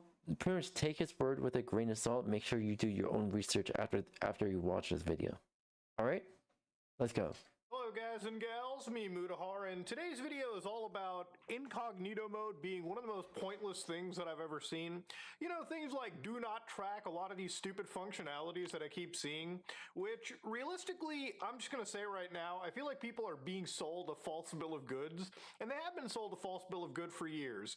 Ladies and gentlemen, I think it comes without a shock that incognito mode isn't really incognito. Guess what, guys? The entire internet knows exactly who you are. Even if you try to tell it, I'm not that guy. Even if you try to put on the shady little hood and try to sneak through the internet, they're gonna know. They're gonna know. So why are we talking about this, ladies and gentlemen, today? Well, there was a big thing that came out apparently called BrowserGate, which apparently was an alleged report that LinkedIn, one of the largest employment hubs in the world, was scanning your browser without your consent. Now, I want to tell you something about consent. Oh, wow. I think it's very important. I think most people, when they hear the words consent, I think they want to be able to have a yes or no So they're becoming Facebook levels of tracking. Holy shit. decision if something is done, you know, whether it be to themselves, to their computers, to their property, to whatever. You know, the internet world that we live in literally does not ask for consent, okay? They will pilfer through anything they fucking can. And unfortunately, it seems like it kind of is just legal that way. So let me kind of break down the story, ladies and gentlemen, exactly for you. So this group was saying LinkedIn is illegally searching your computer. Microsoft is running one of the largest corporate espionage operations in modern history. So apparently every time one of the people, 1 billion users visits LinkedIn.com, hidden code searches their computer for installed software, collects the results, and sends the information to an American-Israeli cybersecurity firm. Now, there's a bit of, I guess you could say, oomph to the story. There's a bit of like there's a bit of that seasoning thrown on top of it. Yep, I don't even use LinkedIn on my PC. It's usually just on my phone. Even then, I stopped using LinkedIn for quite a while at this point. The reality is, LinkedIn is actually reading what's in your browser. Are they asking your consent to? Abso-fucking-lutely not. Are they potentially sending it to an American-Israeli company? Yeah, it seems like it. But before we get into it, I want the TLDR here for anybody who's wondering, oh my god, can they see what's in my fucking like desktop? No, they can't. They're looking into your browser specifically. And to be fair, that's pretty scary itself too. So this group over here said that they found a mass breach of personal data. And they found that it was a place where they were shipping all of this stuff to a group known as Human Security, which was formerly Perimeter X, an American-Israeli cybersecurity firm. So let's get a quick idea of what's exactly going on over here. Let's actually see it for ourselves. You know, I feel like that's an important part of this channel. I should show you what's going on. Now, underneath a site like LinkedIn, for instance, let's say you go to any part of this website. Now, this is an article about Elon Musk and Grok and all that extra bullshit. The contents of the page are not actually important in the story right now. What's important is what's happening under the hood. Now, here on the right, you can see that I have something known as the Chrome DevTools. Now here I'm actually using the Chrome browser. I normally wouldn't use this filthy piece of shit on my computer, but given the fact that it is the one browser in this list that will basically open up your computer's asshole to pretty much the entire internet to pilfer, we're going to be using it particularly in this case. So over here, once you have the DevTools open by hitting F12 on your keyboard, you want to go to the network pane over here. Now in the network pane, all of these files that you're seeing over here are, you know, interesting little applets, JavaScript files, you know, things that are opened on this browser. It seems like a lot. So let's do a hard refresh by doing Control-Shift-R. Basically what happens is the page refreshes and all of this stuff is sort of loaded in. And you might be like, well, wouldn't it just be the actual article? No, this is stuff that you're not seeing on the page too. So one thing that you're seeing constantly is a live constant track that is occurring. This is from LinkedIn. And of course, this is a post request that is about the tracking that was mentioned in the actual research. So one thing that the researchers found over here is by clicking on arguably one of the biggest files that they had over here before the page loads up, you could actually open these specific things up. And you could go to the response window and you can look for some rather shady tells. Some of those shady tells involve this right over here, where again, to integrate with this human group, that was actually where the information allegedly went to, and you can read through the code yourself, 20,000 lines in some cases, that it goes to a protectts.net. This is where, again, they actually have a small little invisible portion of the page that helps extract this little iframe that you see right over here. So all of this stuff is grabbed from the actual system. This is meant to scrape your computer. And the information that is scraped, according to the individuals who made this report, is interesting. So what they said over here was apparently at one point they found that there was an extension list. Now these files that you're seeing over here lead to extensions in the Chrome Web Store.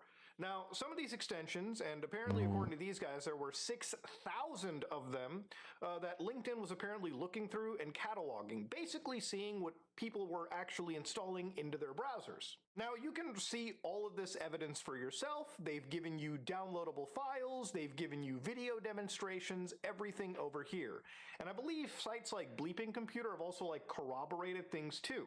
So here is the scanned extensions database. So they look for 6,222 extensions without any fucking consent whatsoever, because consent is not important in the big tech world we live in, okay? It's just not going to happen. Now, some of these things have been isolated by what their category is. So, for instance, you know, extensions like 1,000 names to YouTube channel finders generate YouTube search links from names. You've got 10x tribe. You've got stuff like 2-hour job search. You know, some of these things that I've never heard of. Like, I am not one of those extension lovers on my computer. I really don't fucking care about that kind of crap. But it seems like a lot of people just love installing extensions into their system. Now, some people looked at things like Islam, for instance, and they found that, you know, they were cataloging things like Dean Shield or Porta AI, which was blurring haram objects in images and videos. And to give you an idea of what this tool looks like, I'm going to open up what Porta AI is just so we can just quickly see it. So it's apparently like a real-time haram blocker. So basically, you know, if you're a Muslim, for instance, and you don't want to have ads on your system, you don't want to have filthy things on your Facebook feed, which I don't even know why you would be using Facebook to begin with. That shit is a fucking nightmare anyways. But let's say that, I don't know, you're browsing the internet and I want to see like if there's like a video of this tool, like, yeah, over here. So let's say you see like any woman, I guess, show up on the feed, it just auto blurs her, okay? The guys are okay or whatever in this case. But anyways, it's meant for your computer to be as halal as it can. Now, would I recommend you install stuff like this? Honestly, it's up to you. But I don't know why sites like LinkedIn are just absolutely cataloging this. Now, why this is really important, again, for anybody that isn't catching on, is A, they're not asking for your consent. And second of all, what they're doing is they're actually profiling you even if you don't log into LinkedIn entirely. Now, I'm going to talk about something known as browser fingerprinting and why incognito mode doesn't matter, or do not track in a lot of cases. You know, for years, sites like Google have even, I believe, been sued on the basis of incognito mode. A lot of people genuinely think that when they go on the internet and they want to protect their internet privacy, they go over here to the little, tab, they do a private window, and they think what they're going to do is truly private. Well, it's not. Because generally, for anybody that doesn't know, browser fingerprinting is a pretty huge thing. And what a browser fingerprint does is, let's say that I'm connected through, again, Chrome browser. You'll notice that as I connect to this website, the actual fingerprints, and this is information that this site has pulled just off of my web browser.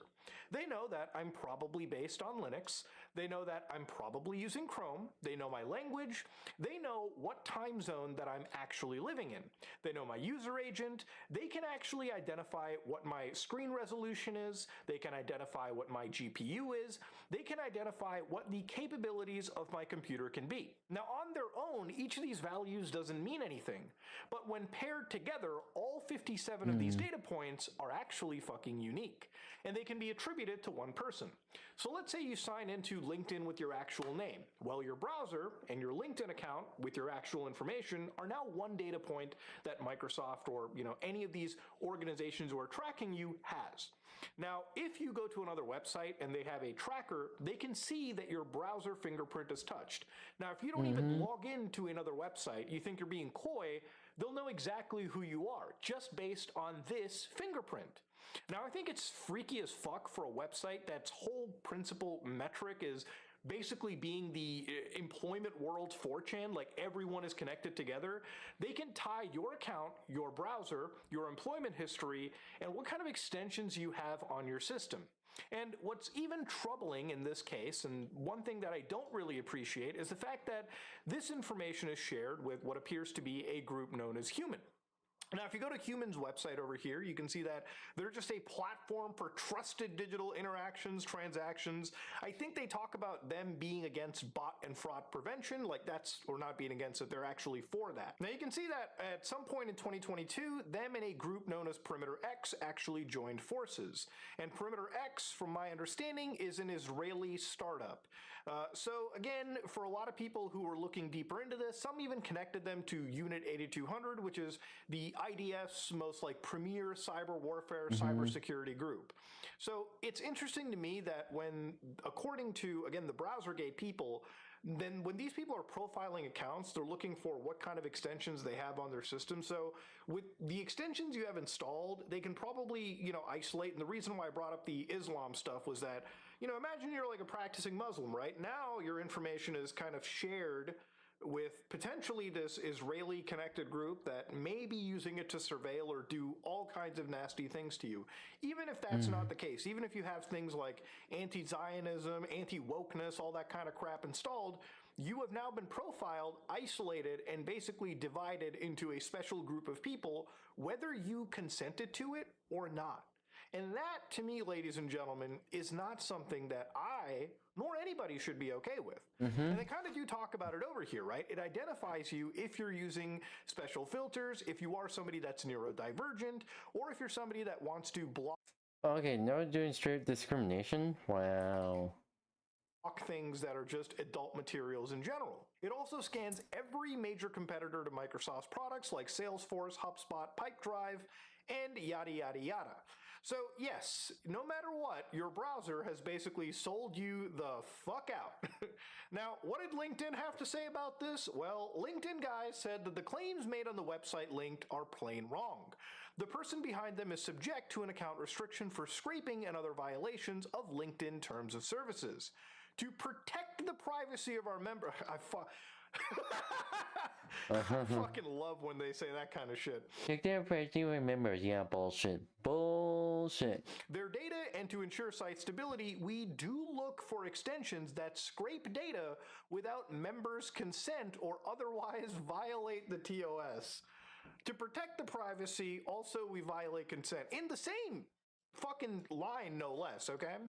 In the same line, holy shit, they are tone deaf in half. Couldn't even enter and like type in extra bullshit. Here's why. Some extensions have static resources, image JavaScript, available to inject into our web pages. We can detect the presence of these extensions by checking if that static resource URL exists. The detection is visible inside the Chrome Developer Console. Of course it is.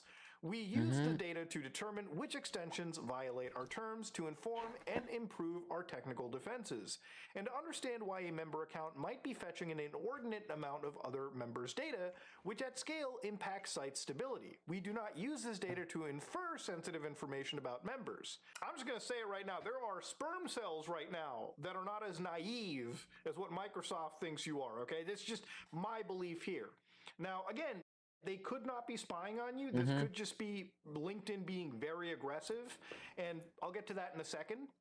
For additional context, in retaliation to this website owner's account restriction, they attempted to obtain an injunction in Germany alleging LinkedIn had violated various laws. The court ruled against him and found their claims against LinkedIn had no merit, and in fact, this individual's own data practices ran afoul of the law.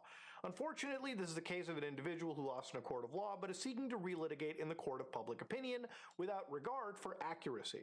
Now, I think it's really interesting to me when a company like Microsoft writes this and says, hey, to protect the privacy, we do look for, extensions that scrape data without members' consent. Now, if there are extensions that are harmful, where are you publishing this information? Is there anywhere for me to read if there are harmful stuff that LinkedIn has found? It would be great for the entire world to get any of this information, but the fact that I think this was written by a damage control team as opposed to, a company that actually really fucking cares is a bit different right here. It's written by a damage control team. They don't have any photographic evidence that these supposed extensions are allegedly pretty much malware. Yeah. Like, it's interesting for me when they're looking for, or at least, you got extensions over here where I guess according to their JavaScript, they're looking for things like an Amazon delivery scheduler, a delivery, like when they're looking for, again, stuff that really isn't even connected at all into seeking for a job, it makes you really wonder about things, right? Or maybe they're just hitting for random stuff and adding it to this ever-growing repository of information. It makes you really ask questions. Like when I talked about the anti-woke, I wasn't joking around, right? Like anti-woke is what they apparently were looking for in this entire list. And again, while I personally wouldn't download this extension, I mean, to be fair, I don't really fucking download any extension. It makes me wonder why they're grabbing this information and sort of like watching it to begin with. Now, what Microsoft and LinkedIn is doing, from my understanding, is not illegal. And there's been a lot of allegations that by this organization that it's illegal in a lot of places, right? Whether it be Germany, whether it be California. The reality of all this is that what LinkedIn and Microsoft is doing is something that almost every large tech company does, which is crack, surveil, and look through as much information as your browser is able to spill out and give. And that, to me, is not okay. It never was okay. It never will be okay. And you can tell too, right? Like for instance, when you go back to the browser fingerprinting, here I have the Tor browser, and you can see that in some cases, right, compared to, again, another browser that I have here, like this is a Chrome one, you can see that whereas my time zone leaks out, my time zone doesn't necessarily leak out over here. A lot of this is me hiding behind several proxies. because that's just how Tor works. It basically has my browser behind a node in France, another node in France, another node in the Netherlands, and then connects to this website. And a lot of this information, as you can see, when you actually look through the Tor browser, has been obfuscated, has been changed, has been modified to the point that my computer better blends in or is less traceable because I'm kind of just matching a whole bunch of other Tor browser people on the internet. But that's the thing, you know, we live in a world where, again, companies like Microsoft, companies like Google, Facebook, you know, if you think LinkedIn is bad here, in my opinion, they are. The problem over here is that this is a standardized thing that is happening all over. Okay, everyone's fucking doing this dog shit. And you know what really chaps my ass even more is when you get rid of things like LinkedIn and you get rid of all their bullshit. There are other people that look at stuff like Perplexity, like these are AI companies, and they're actually going through a lawsuit right now. So this is a lawsuit to Perplexity where basically, again, for anybody that doesn't know what this is, they're an AI company that serves as like the internet search AI. So if you go to Perplexity, for instance, you can type in anything you want and it'll search. God forbid you connect this shit to your computer. Please fucking don't do that. But yes, you can search on the internet for anything, like prepare my 2025 taxes for review. The next thing will be, how do I fucking deal with an audit in my country? Not that audits are super scary by any chance. You know, if you have an accountant that can guide you through it. If you're using an LLM, God bless you, right? Perplexity offers users who sign up for an account to employ an incognito mode when conversing with the AI machine. But the incognito mode does nothing to protect users from having their information shared with Meta and Google. Now, this is even worse than the browsers because people, again, when they hear the words incognito, they think that when they go into an LLM, they click the little incognito button and they type their whole prompt, that the actual like company isn't just going to read that anyways to train their models, or in some cases, share that with other people.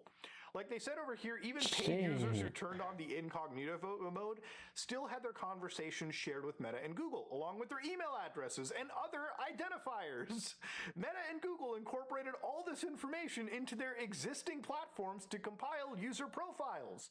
So they were issuing this lawsuit against a company that had the words incognito mode. They thought by clicking the little incognito, the do not track, that the company that they were fucking giving their money to, the big tech company, was actually honoring their wishes. Now look, I'm not going to sit here and say these people are fucking stupid.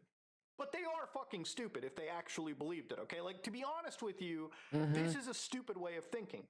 But I think that's too harsh. It's more ignorant. A lot of people... Thank you, Blood Witch, for following. Welcome. How are you doing today? Hopefully you're doing well. My name is Brandon Boots. I'm a Friday streamer.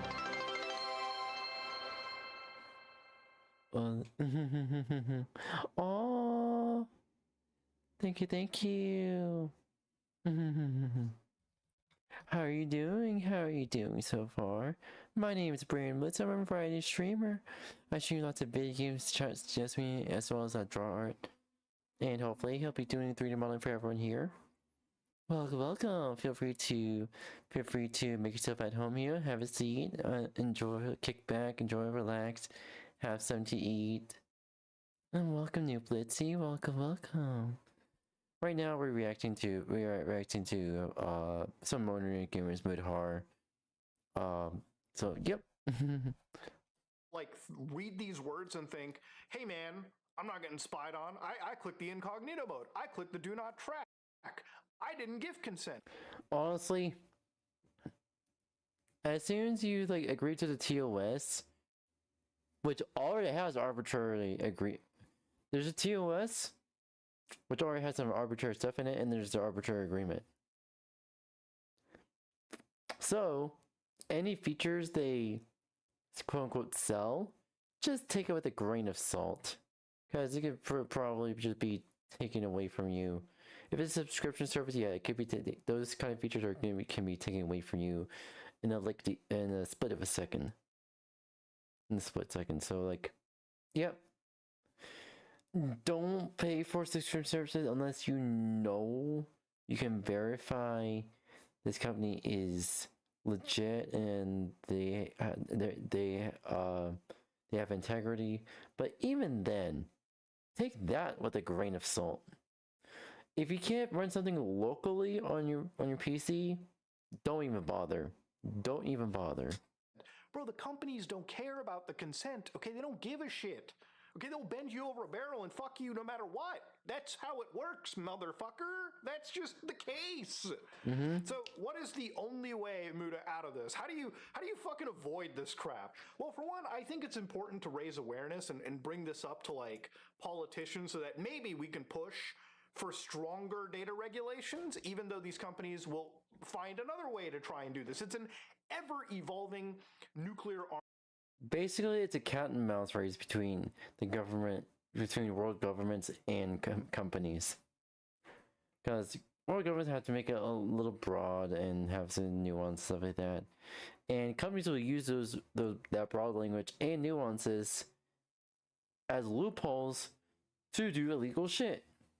Arms race that you have to deal with to just fucking be a little private on the It's just a fucking given. internet, just to have your basic privacy. You know, there's a couple options that I think people do have, and that is switching a browser. If you're using a Chrome browser and you're like, damn, I'm getting fucking fingered, well, that's your problem. You're using Google Chrome, which is arguably one of the worst browsers that I think anybody could fucking use, okay? Honestly, at this point, you might as well just start browsing in an internet terminal to begin with. You might as well use the Linux terminal to browse. Look it up, the Lynx browser. But there are options like Waterfox, which I think are great options that are not Chromium. They're Firefox-based, that are super privacy-focused. Basically, they're a fork of Firefox. Basically, the browsers like Waterfox, LibreWolf, stuff like that, even like there's many Firefox-based browsers. They're pretty much forks of Firefox. They don't work with Firefox directly. Pretty much they take a copy of Firefox's source code that's on their fucking GitHub and implement that into their own browser, and then pretty much they use it as a base and build off of it. Build off of that, and pretty much that's a browser that they maintain alone. Firefox doesn't touch any other browser except their own. So yeah. Google, on the other hand, they touch every single browser, even Brave. Yes, Google is touching Brave unconsensually. Have a lot of built-in privacy features that you don't even have to think about when you install this. There's things like the Brave browser, which is what I use, but let's say that you don't want Brave's AI crypto bullshit. There are things like Helium browser, which are so simple, so light, so built in with privacy and safety security features that just by using these alone is better than using Google Chrome as your default. And again, for me, when I use these kind of browsers, one of the most important things is for me to also use my own 𝙂𝙀𝙤𝙤 endpoint. So when I do search for something on 𝙂𝙀𝙤𝙤, instead of going to Google and giving them what I searched for, I just search for all this information on my own system, and it strips away as I use 𝙂𝙀𝙤𝙤 as well.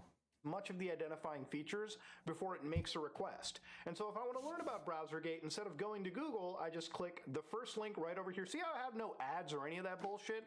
What a novel fucking concept, right? No sponsored links, no ads, none of that bullshit. Just click into the first link and go right to where you actually want to read. Hell, even for things like the news, for instance, just actually see the news delivered to you without it completely being like thrown through sponsorship links. And again, the best part about it, not being surveilled without my consent, because this is running totally local on my system. It's like with the people bitching about Perplexity or any of these AI companies. Guys, you don't trust any AI vendor. You know what you do? You have your own AI search built into your system.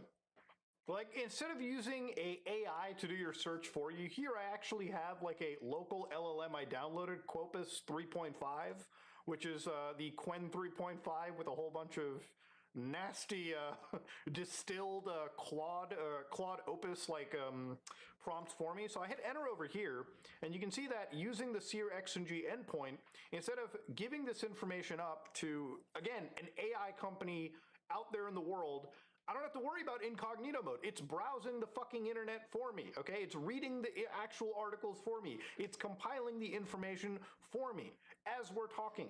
Now, a lot of people will just go to any of these big AI companies like Claude, hit that little ghost button, and then be told, your chats aren't saved, add it to memory, or training models. Now, again, that's up to you to trust this big Silicon Valley company. Do I trust them? No! And I don't think you should either. But anyways, ladies and gentlemen, insane world to see over here. Apparently, LinkedIn was aggressively looking into your browser. Now, does it shock me? No. But is it something that should be normalized? Absolutely not. And look, right now, in order to maintain a little bit of that privacy, you do have to find every way to fight back. Exactly. But I'm glad that people are kind of talking about the stuff. They do find this shit to be really weird. And ultimately, you know... Also, I'll be down in the Helium browser, because thank you, Moonhar, for mentioning that. It's one of those things where... You know, I feel like there's just this group of people that will look on the internet and be like, hey, listen, I'm using incognito, I'm using privacy modes. And then they're shocked that these companies don't honor it. Bro, I've been screaming to the ether for fucking 9 years at this point, okay? Ever since I started deep web browsing, episode 1, I've been screaming the same message. And just when I keep seeing it all the time like this, like these big blow-ups, a lot of it just comes down to me being, you know, I'm happy that people are talking about it, but also it's like, it's great for me to also periodically explain how these companies are tracking you, so that at least now you know that the browsers you're using are just giving up your information more than you're comfortable with or should be comfortable with. But the only options that you really have are to harden your browser security by using better browsers than fucking Google Chrome, hell, Firefox at this point. And maybe stop interacting with some of these dog shit websites that continuously seek to do this. Anyway, ladies and gentlemen, this is me, Mudahar, and I have to install some halal AI. I am out. Lol. Anywho.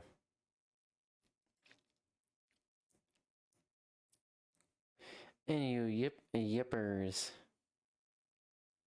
Shall we watch this one just for the sake of it? Also, we did the two. He was a good cow. I am real. Honestly, we already did the two. Let's see, the two reaction videos we needed for YouTube. Pretty much. But yippers. Okay, I'm done. I'm absolutely done with fucking Microsoft. So you can see my computer is booted. Now, I have paused my updates yesterday. Or yesterday, like for 5 weeks. And I had no updates, nothing going on, everything was working okay-ish. Or within... There's a way to set up like Windows Update in the registry. So it doesn't automatically update. It doesn't disable Windows Update, but it does not automatically update at all. Like I have mine set to where I have the option to sleep, or if I need to shut down and restart it, I can shut down and restart in a way. Pretty much I have like shut down normally and shut down with update, as well as restart normally and restart with update. So I have this option there, but I obviously opt for like don't update. Acceptable parameters. I shut it down. I boot it up today. Nothing going on. I disable streaming mode on Discord, and 5 seconds later, screen goes black, and nothing is happening. Absolutely nothing. And then streams come back, fucked up resolution, like that one. I'll come back to that in a second. Everything gone. And I realized it completely uninstalled my drivers, and in the top or in the bottom right corner on the main screen it says Windows Update. I fucking paused that shit. Then I checked my drivers and it completely removed and uninstalled the and there's also in a way you can set up Windows Update to not download any drivers. So pretty much Pretty much, I set a Windows update in a way to exclude driver updates. If I want a driver update, I obviously go through the fucking manufacturer app itself, not fucking Windows Update. Via Xperia, and it uninstalled my fucking display drivers. I feel bad for him. Completely remove it, and it says in the top bottom, hey, there's an update. How the fuck would you know there's an update available when that shit is paused? And it says restart required. I fucking restart, and this is what I come back to. First, I get an error message, which I'll probably use as a thumbnail, that there's a problem with my drive. So one of my hard drive, SATA, is having an error and corruption, and therefore it's unable to boot Windows. Excuse me, Windows is installed on an SSD M.2, not on a hard drive. And it says check the SATA connection, because there's corruption, cannot boot Windows. What the fuck is Microsoft doing? So what I got from this is Microsoft intentionally reset, or pretty much altered the boot location, now looking for somewhere else to boot on a drive that doesn't fucking exist. On a fucking storage drive that doesn't fucking exist, Microsoft. Holy shit. This is why I also set up Windows Update to exclude feature updates, to be strictly security updates. And the feature updates are pretty much like no feature updates for like 1 year. But obviously, if I can find a way, I will set it up myself in a way that excludes feature updates indefinitely. And now we come back to this. Fucked up resolution, and look at my mouse. I'm gonna move my mouse. So here's my mouse, and just look when I'm trying to move it. Oh my god. How fucking slow does that go? The fucking hertz is so low that probably at least like just a few hertz. It's completely fucked up. It's completely fucked. Like, I don't even know what type of resolution this is. Like, even when I release my mouse, it's still moving. This has completely frozen. My mouse, okay, I stopped moving and it's still moving. Oh my god. Even the mouse driver is fucked. Delete the mouse driver too. What the fuck? So yeah. I'm done. I'm fucking done. I feel this bad is for him. unusable and unacceptable. I fucking paused Microsoft updates. My dude, there's Linux Mint, there's Ubuntu, there's CachyOS, fucking Endeavor OS. There's a lot of user-friendly Linux distros that you can use and fucking ditch Windows. Look at this. This is unusable.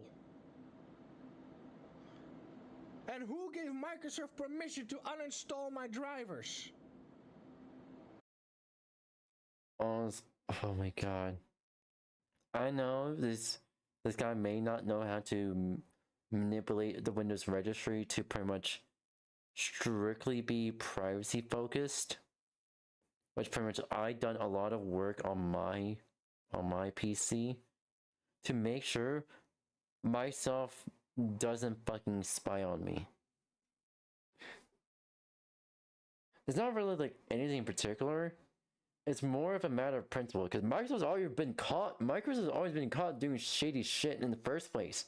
So even though I have to depend on Windows, I know there's a Linux native build of OBS.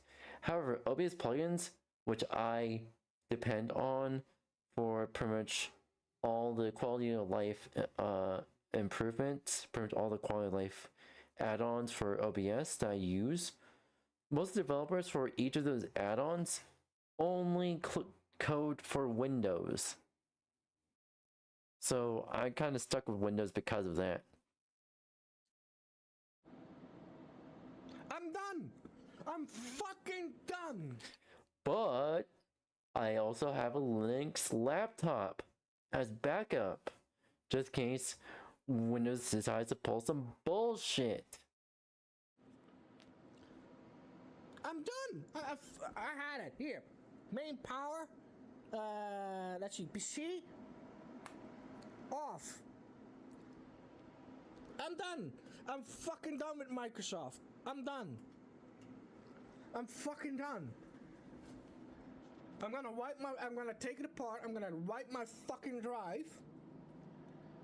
And I'm gonna reinstall something else. I'm done. I'm absolutely fucking done.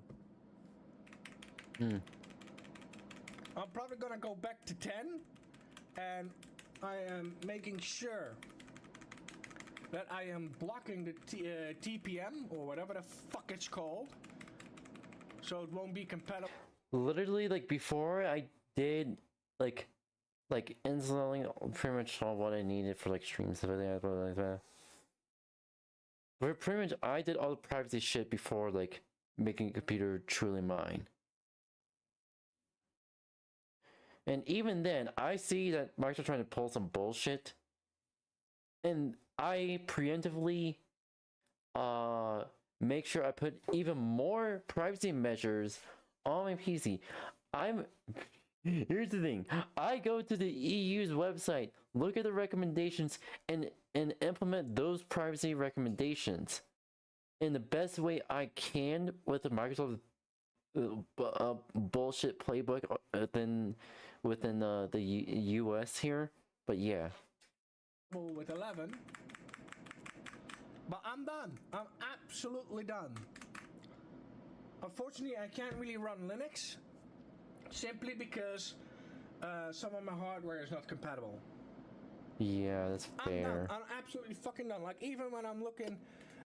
My guy, so if it's like a hardware issue that's incompatible with Linux, I highly don't recommend this, but you could install a like Tiny 11 or Tiny 10 that pretty much says fucking Microsoft all the way through. Obviously, I had to like install like the full version of Windows 11 and then do all the removal shit myself, because fuck you, Microsoft. While also making sure my Windows installation isn't fucked. At the thingies, you know, like my hard drives, like storage, they're all there. See? They're all there. Except for this one, because it's not hooked up, because I only got like 6 installed, as you see here. I got 6 drives, and they're basically all here. Fair, so fair. We got the one here is there. We got the second and the third. Honestly, if you're gonna have that kind of a PC setup for gaming, like I would like really want that. I would pretty much like, how do I say this? Want to make sure I'm able to like have enough income to stay at a place long term. So yeah. The 5th and the 6th is not showing up because it's in a RAID config. Now it should be able to show up, but again we have controllers here, so even if I turn them off, it shouldn't matter. I should still be able to boot Windows, because Windows is not installed on my drives. Come on, go off.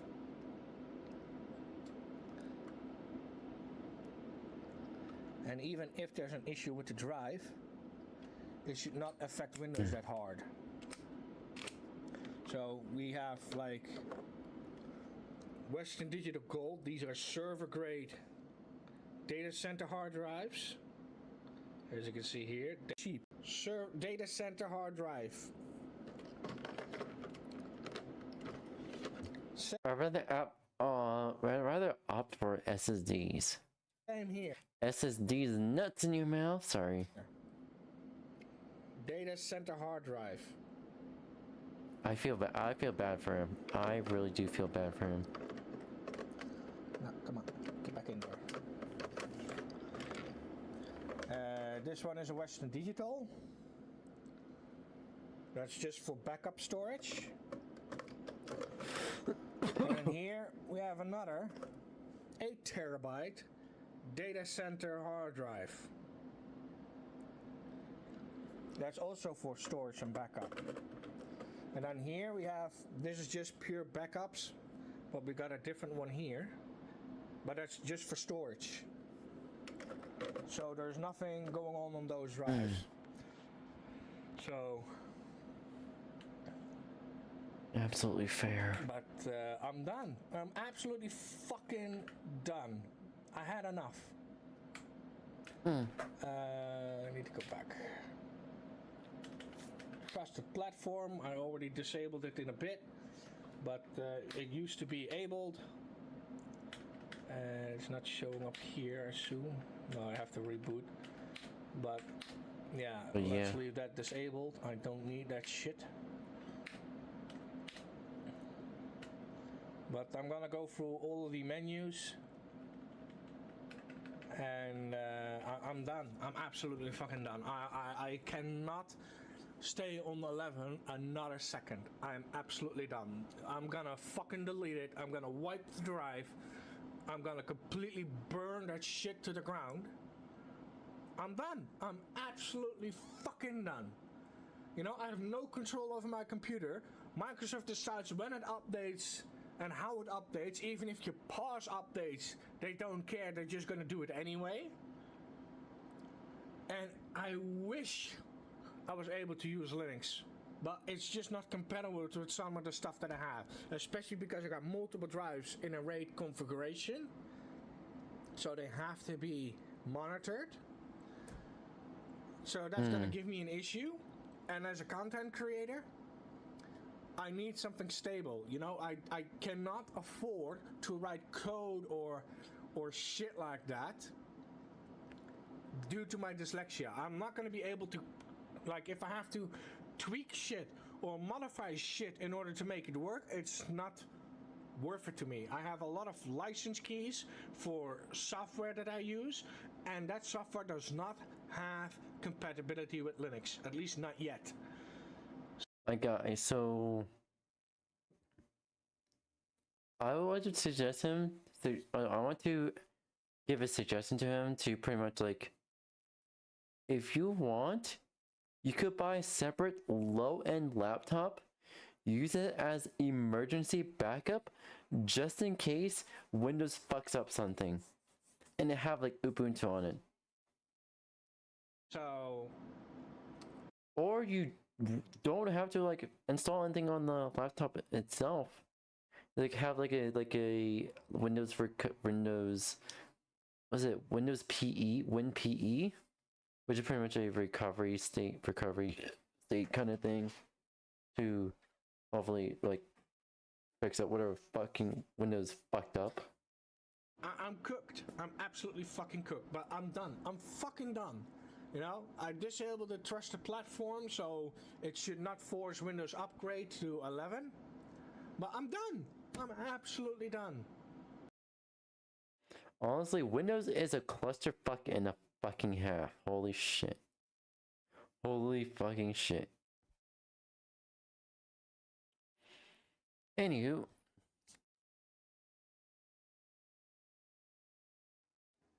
Yeah, I said it. Oh, wrong one.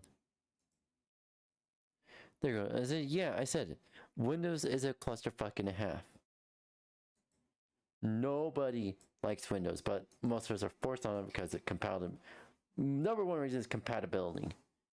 Always. It's either compatible with the software or compatible with the hardware. It's always one of those two or both combined. Yeah. Well, yippers. Anywho, I'm gonna set up some shadow generations real quicko. And but yeah, it's a clusterfuck and a half. It will always be a clusterfuck and a half.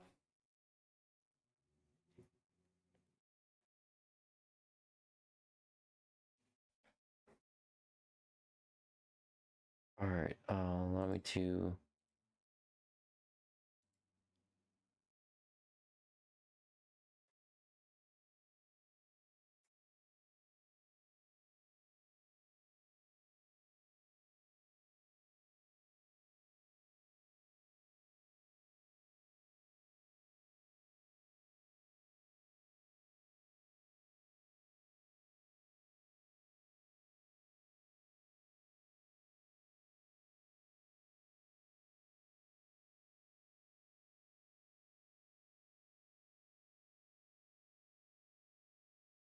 All right. All right.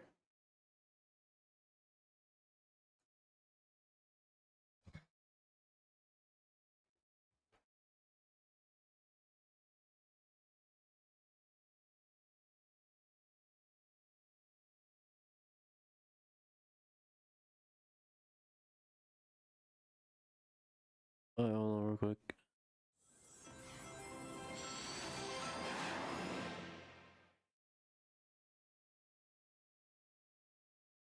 There we go.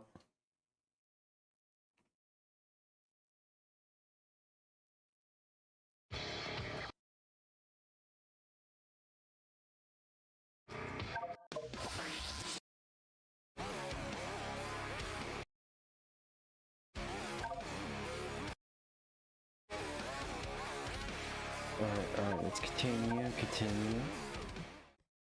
Let's do this.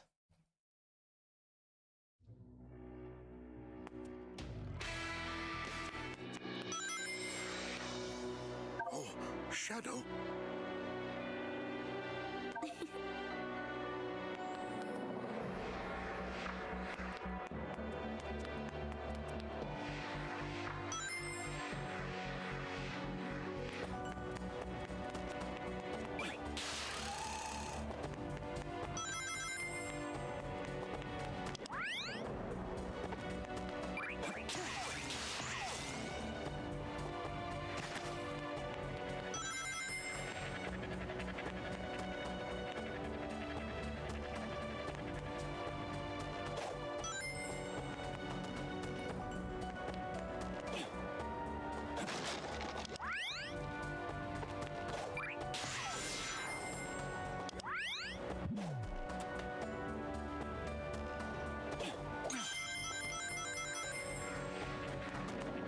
Alright.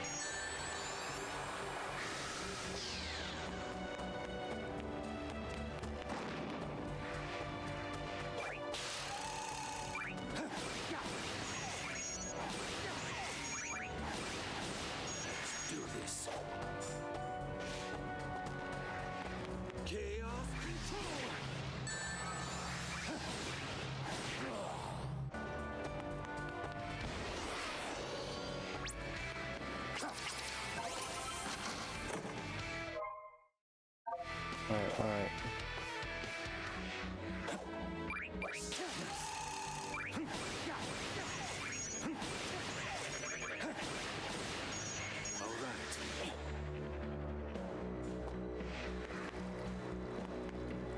This is the ultimate power.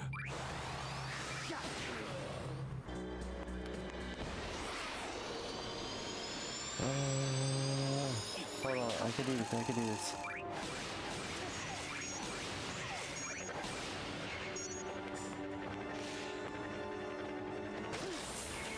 Do this.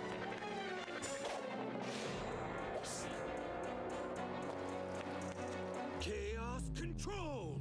God damn it.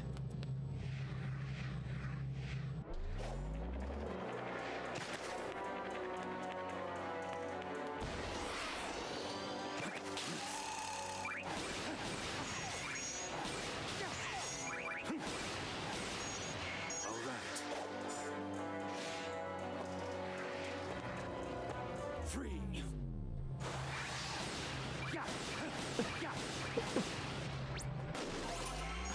Do this.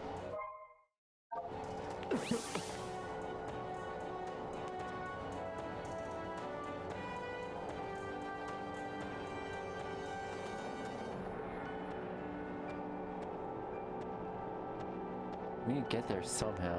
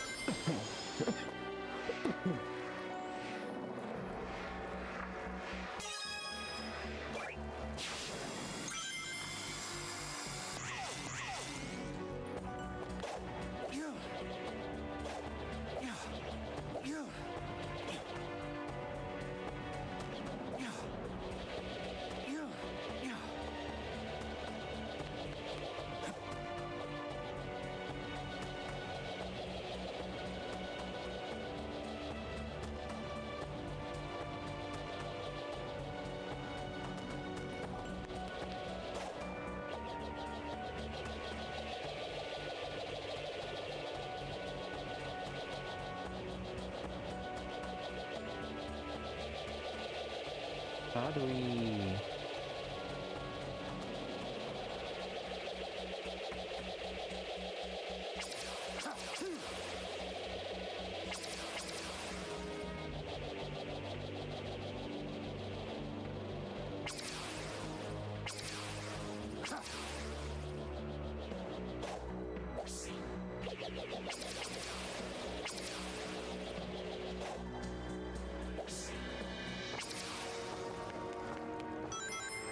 Alright.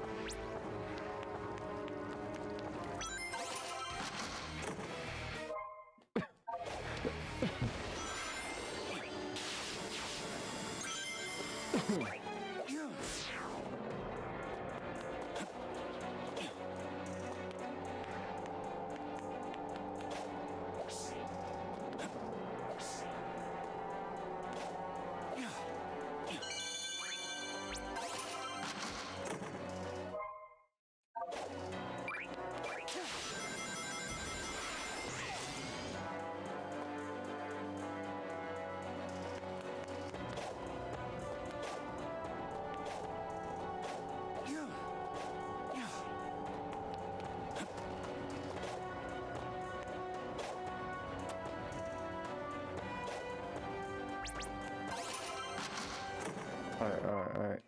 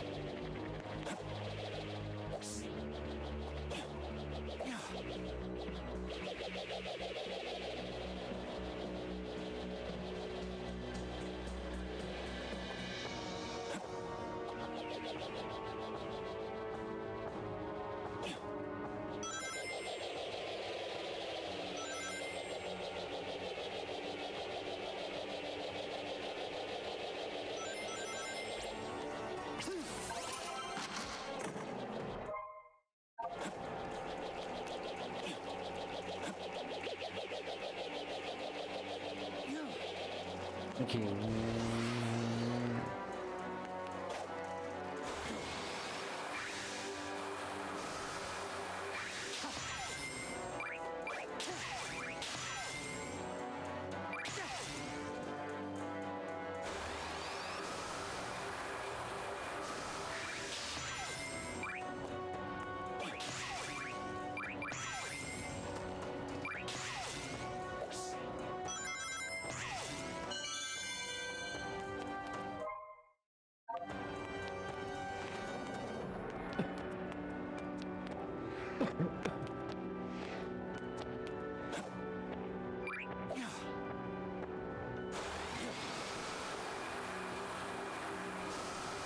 All I could think of is the similar. Oh wait, oh wait. I'm a dumbass. Out of my way.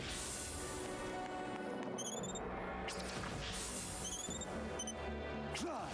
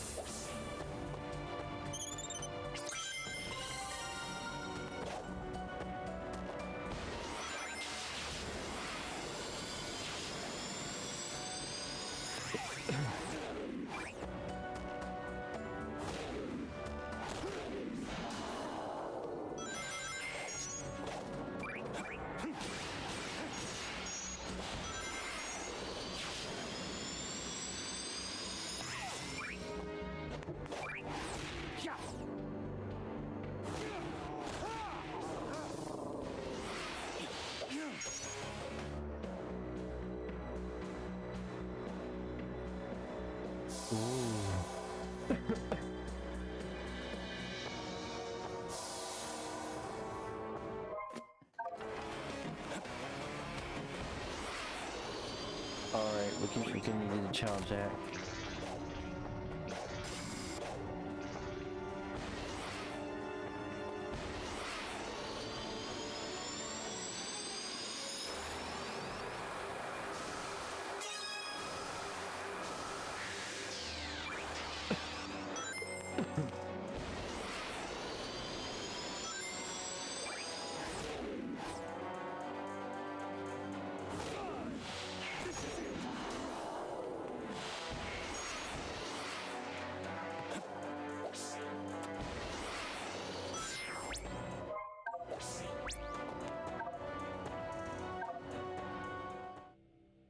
Alright, let's go.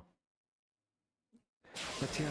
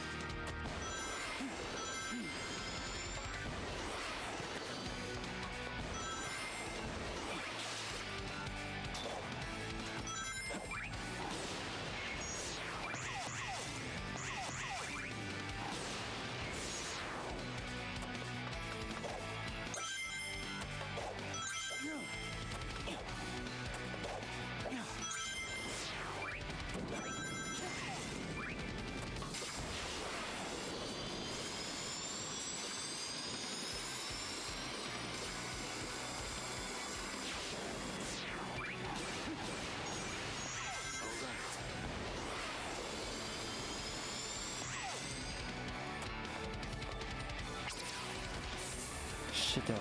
Come on, come on. Chaos control.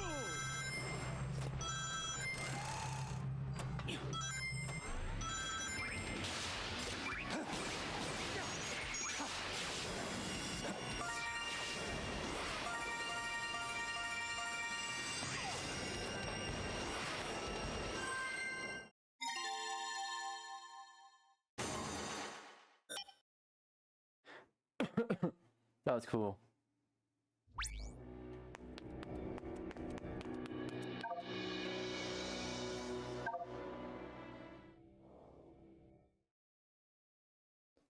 All right.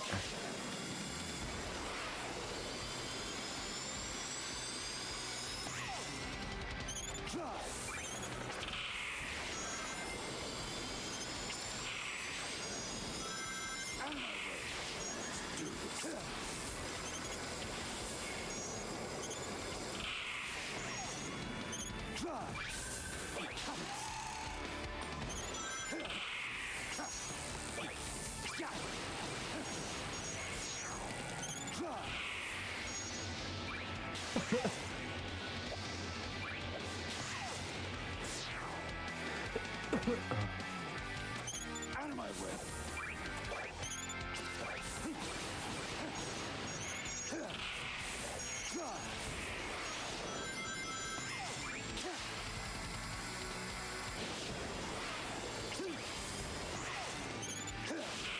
Out of my way.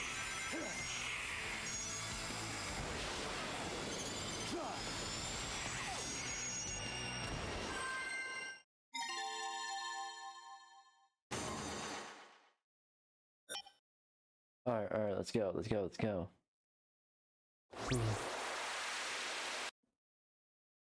I need to make sure. All right, I can see chat. Hi, Archearch, how are you? Hope you're doing well.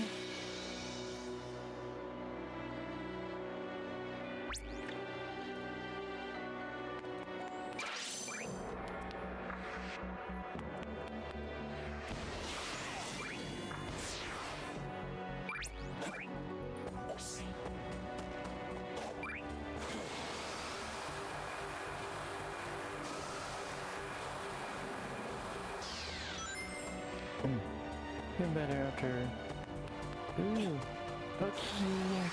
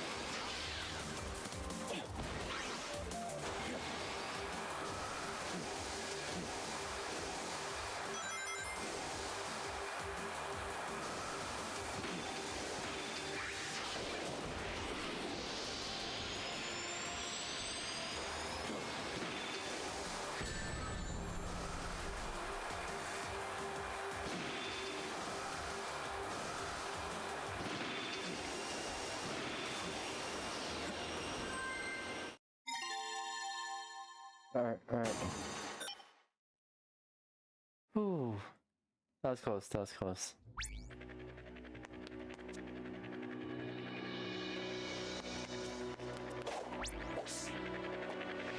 Alright.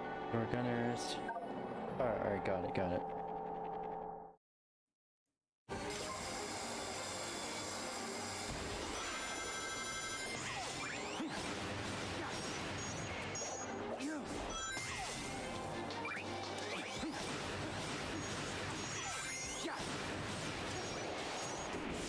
Chaos control.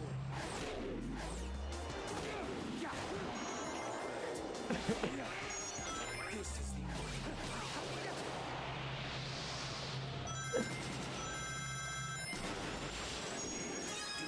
chaos control.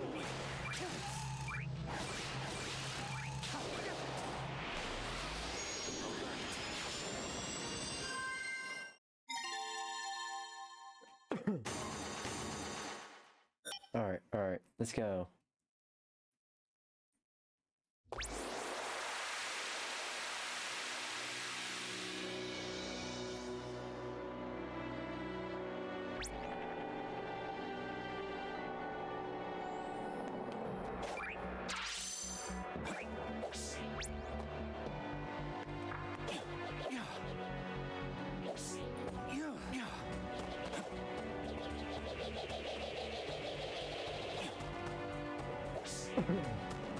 Alright.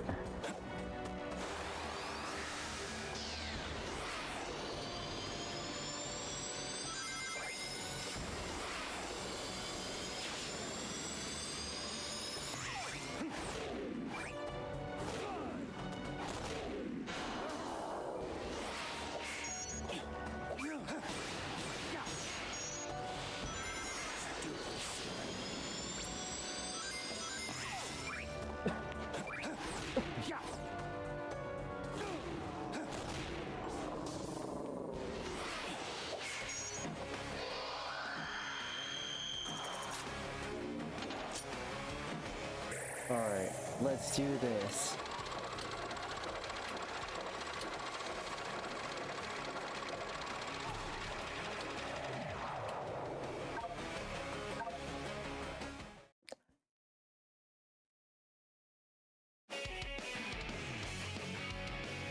Oh, hell yeah.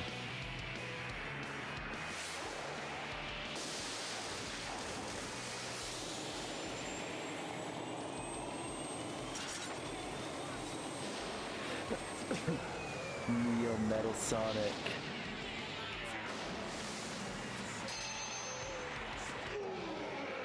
Metal Overlord, but yeah, oh.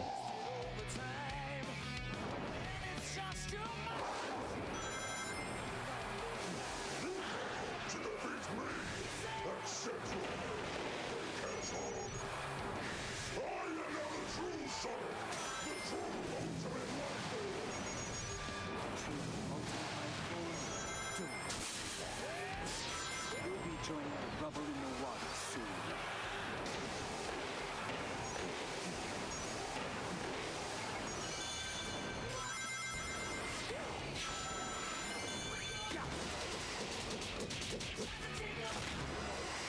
Let's go!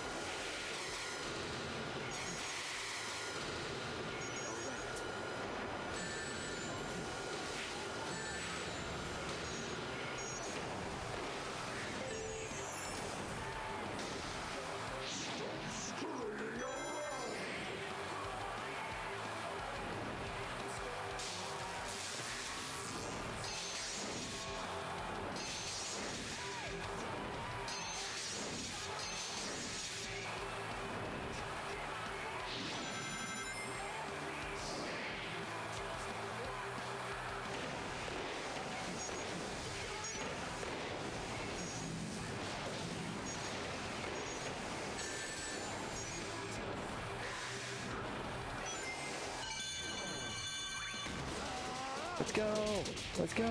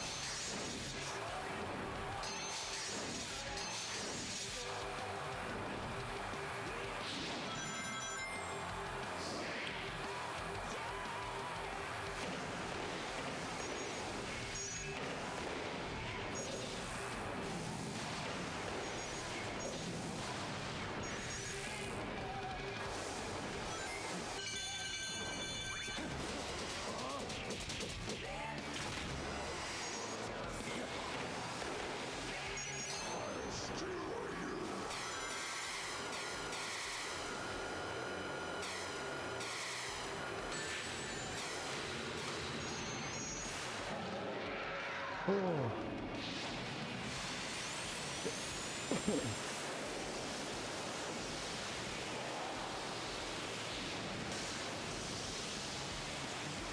Let's see how long you last on such unstable terrain. You think you can stop me?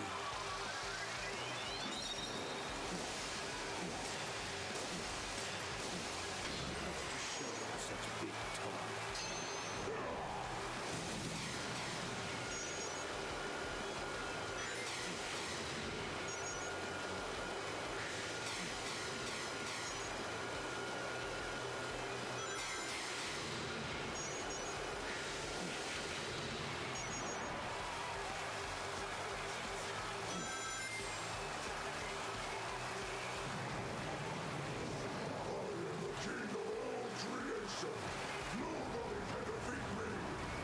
Trying to use chaos control? Ha! That power already belongs to me!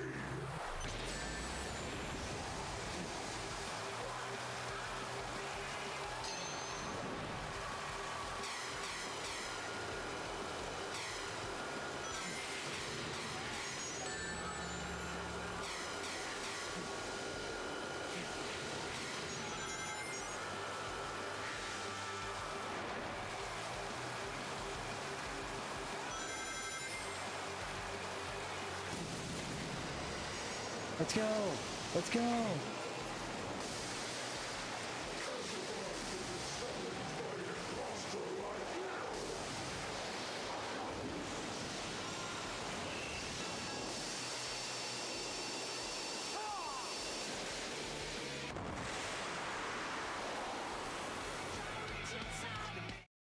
Let's fucking go!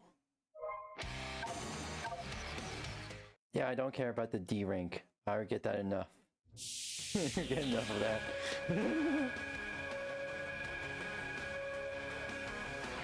But yeah.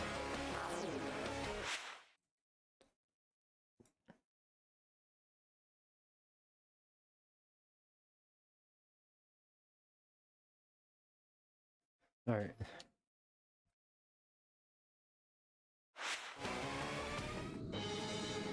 Ooh. Let's fucking go.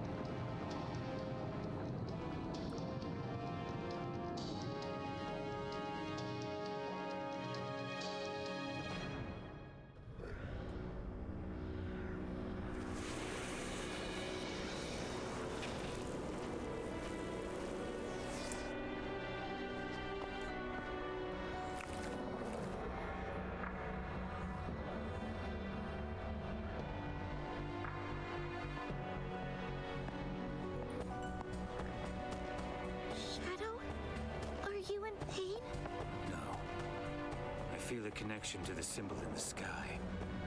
It's the same tingle as my new abilities. It is the power of Black Doom. Grandfather?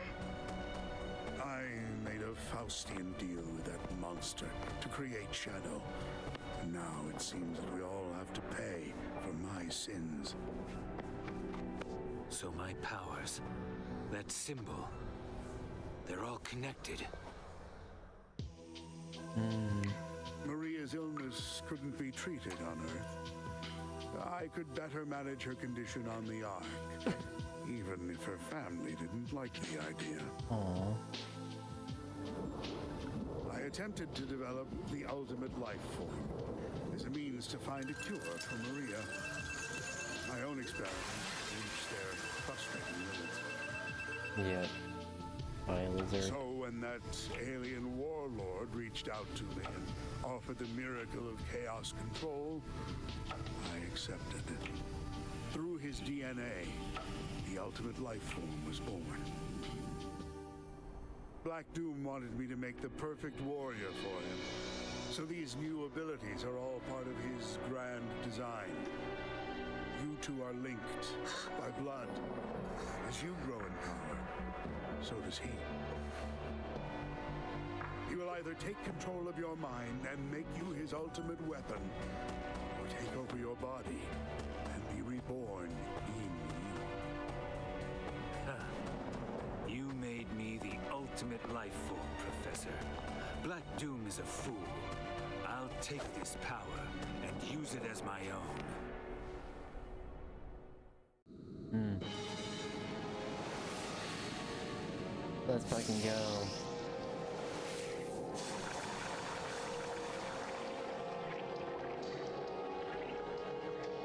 Okay, we got a new form. Let's go.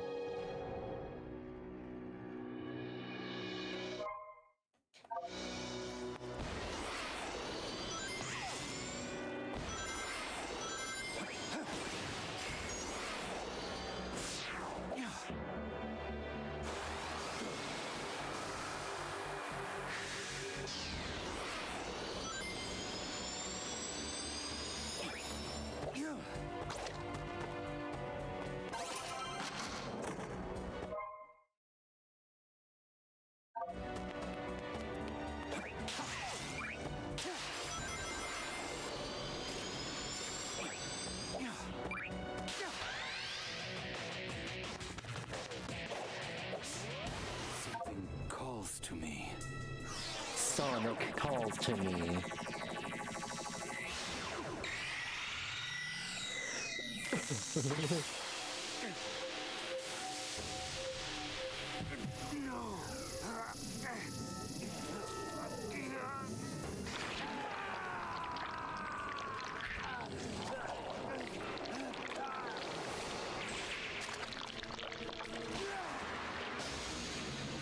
Demon morph.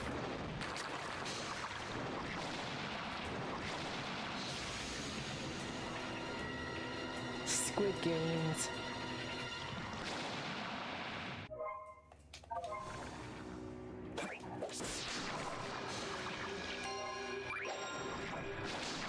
Reach higher locations with this.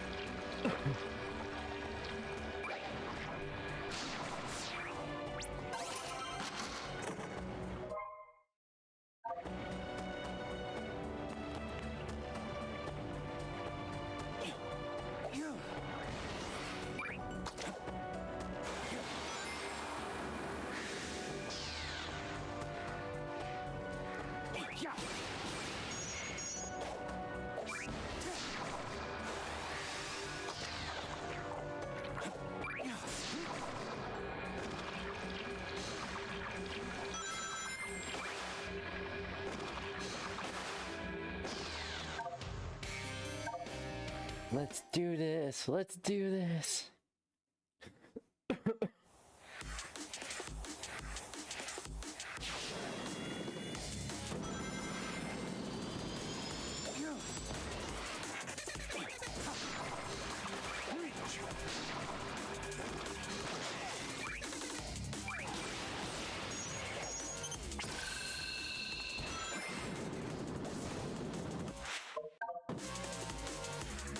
You gotta restart.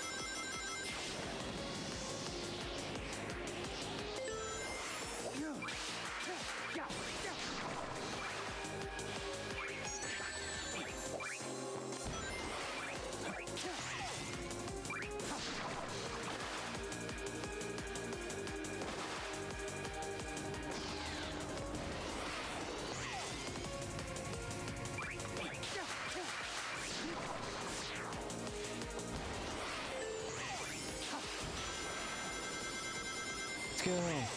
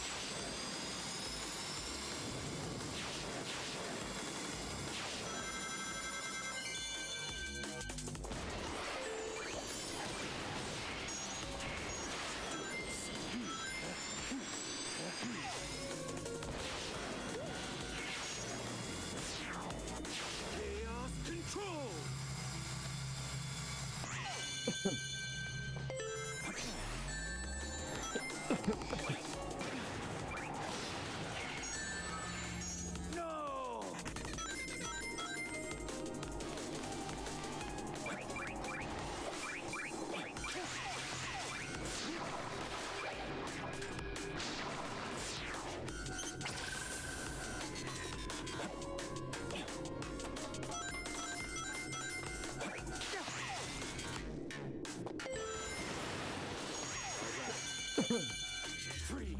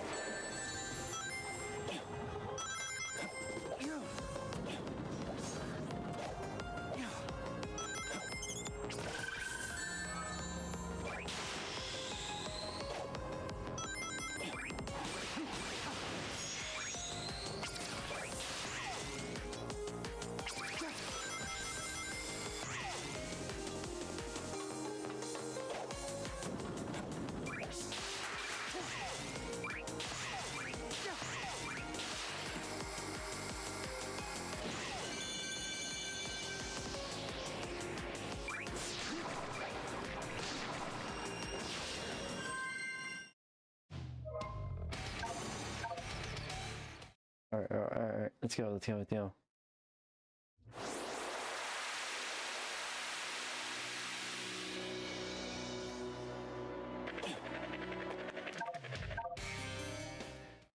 Alright, now time for Act 2.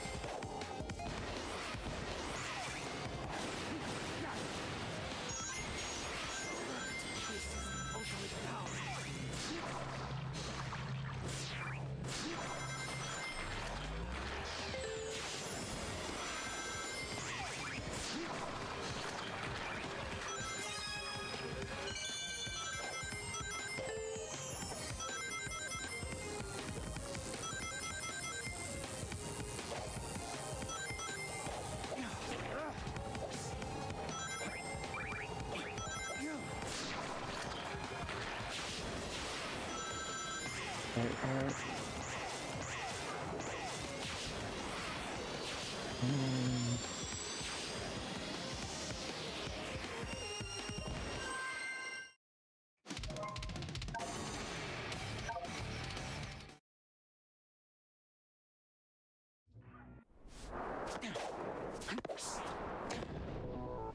we go. This is scene.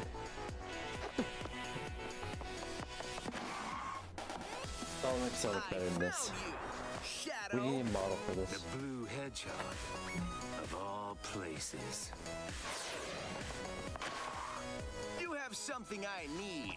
You can wait until my business is finished. Yeah, sorry, but that Chaos Emerald and I have a date with a monster. Well then, it'll be a date to die for.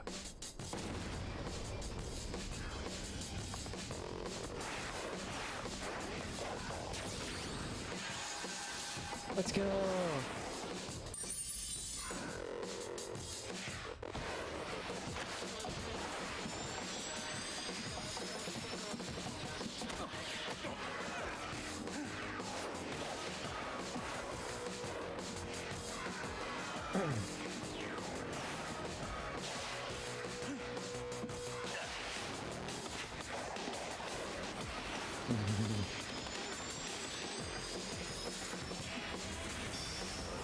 Shadow.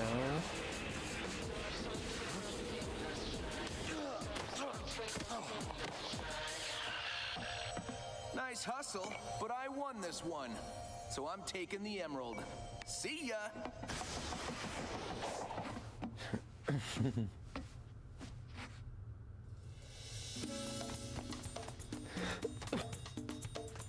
I finally find you, and what do I see? Sonic defeating you. What happened? I will beat him on equal terms or not at all. A fine time for you to be honorable. Now he has the Chaos Emerald. That harder. He has a fake emerald. I'll have you swap it for the real after I'm finished with my mission. Wow, look at you. As a professional jewel thief, I approve. Lol.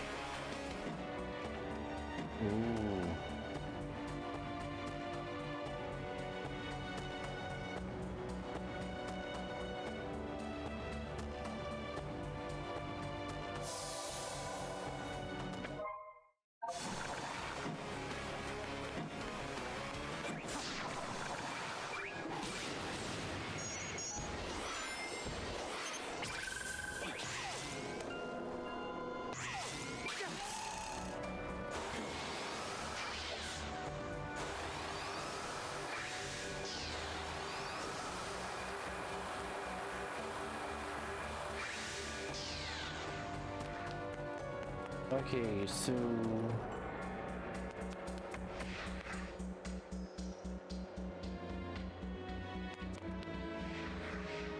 what have I been streaming for? I'm gonna check. Oh wow.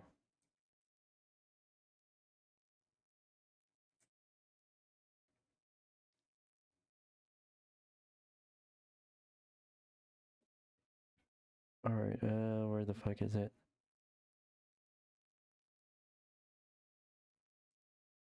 Yo.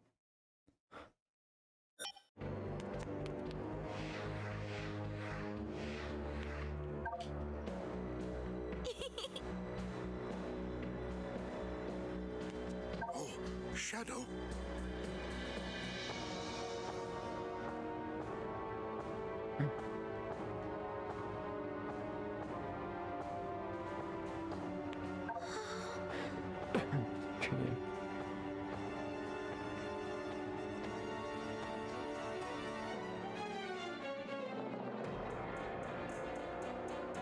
Aww.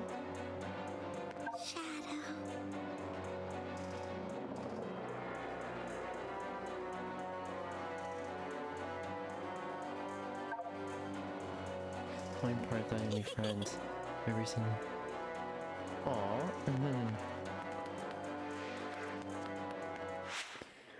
And honestly, I'm pretty much gonna save all these challenges for later, pretty much. Also, we're gonna do that like after the final boss. Alrighty, chat. So pretty much I'm gonna be ending off the stream here. I want to say pretty much thank you everyone who followed. Thank you everyone who followed me on Twitch, Kick, Rumble. Here's a good cow. I am real. Okay, Brian, please let me do my outro. I want to say thank you everyone who followed me on Twitch, Rumble, Joystick, and Blueheart, as well as generally I just say thank you everyone who found. Pretty much, I'm glad people who found me here. Thank you so much, and thank you for following me. Thank you for supporting me. It like pretty much every little bit helps, really. Even if you can't do much, even just being here just helps. And that being said, I'm pretty much gonna be just relaxing for the rest of the night, and hopefully for tomorrow we're gonna be finishing off I believe we're gonna be doing the Mephiles boss. We're doing all the challenges in the Mephiles boss and the final boss. So with that being said, I'm gonna say that thank you everyone for joining today's stream. My name is Brandon Blitz. I'm a Friday streamer. I stream lots of video games, chat with me, as well as I draw art, and hopefully I'll be doing 3D modeling for everyone here. That being said, I gotta get going on, Blitzies. Bye bye, matinee.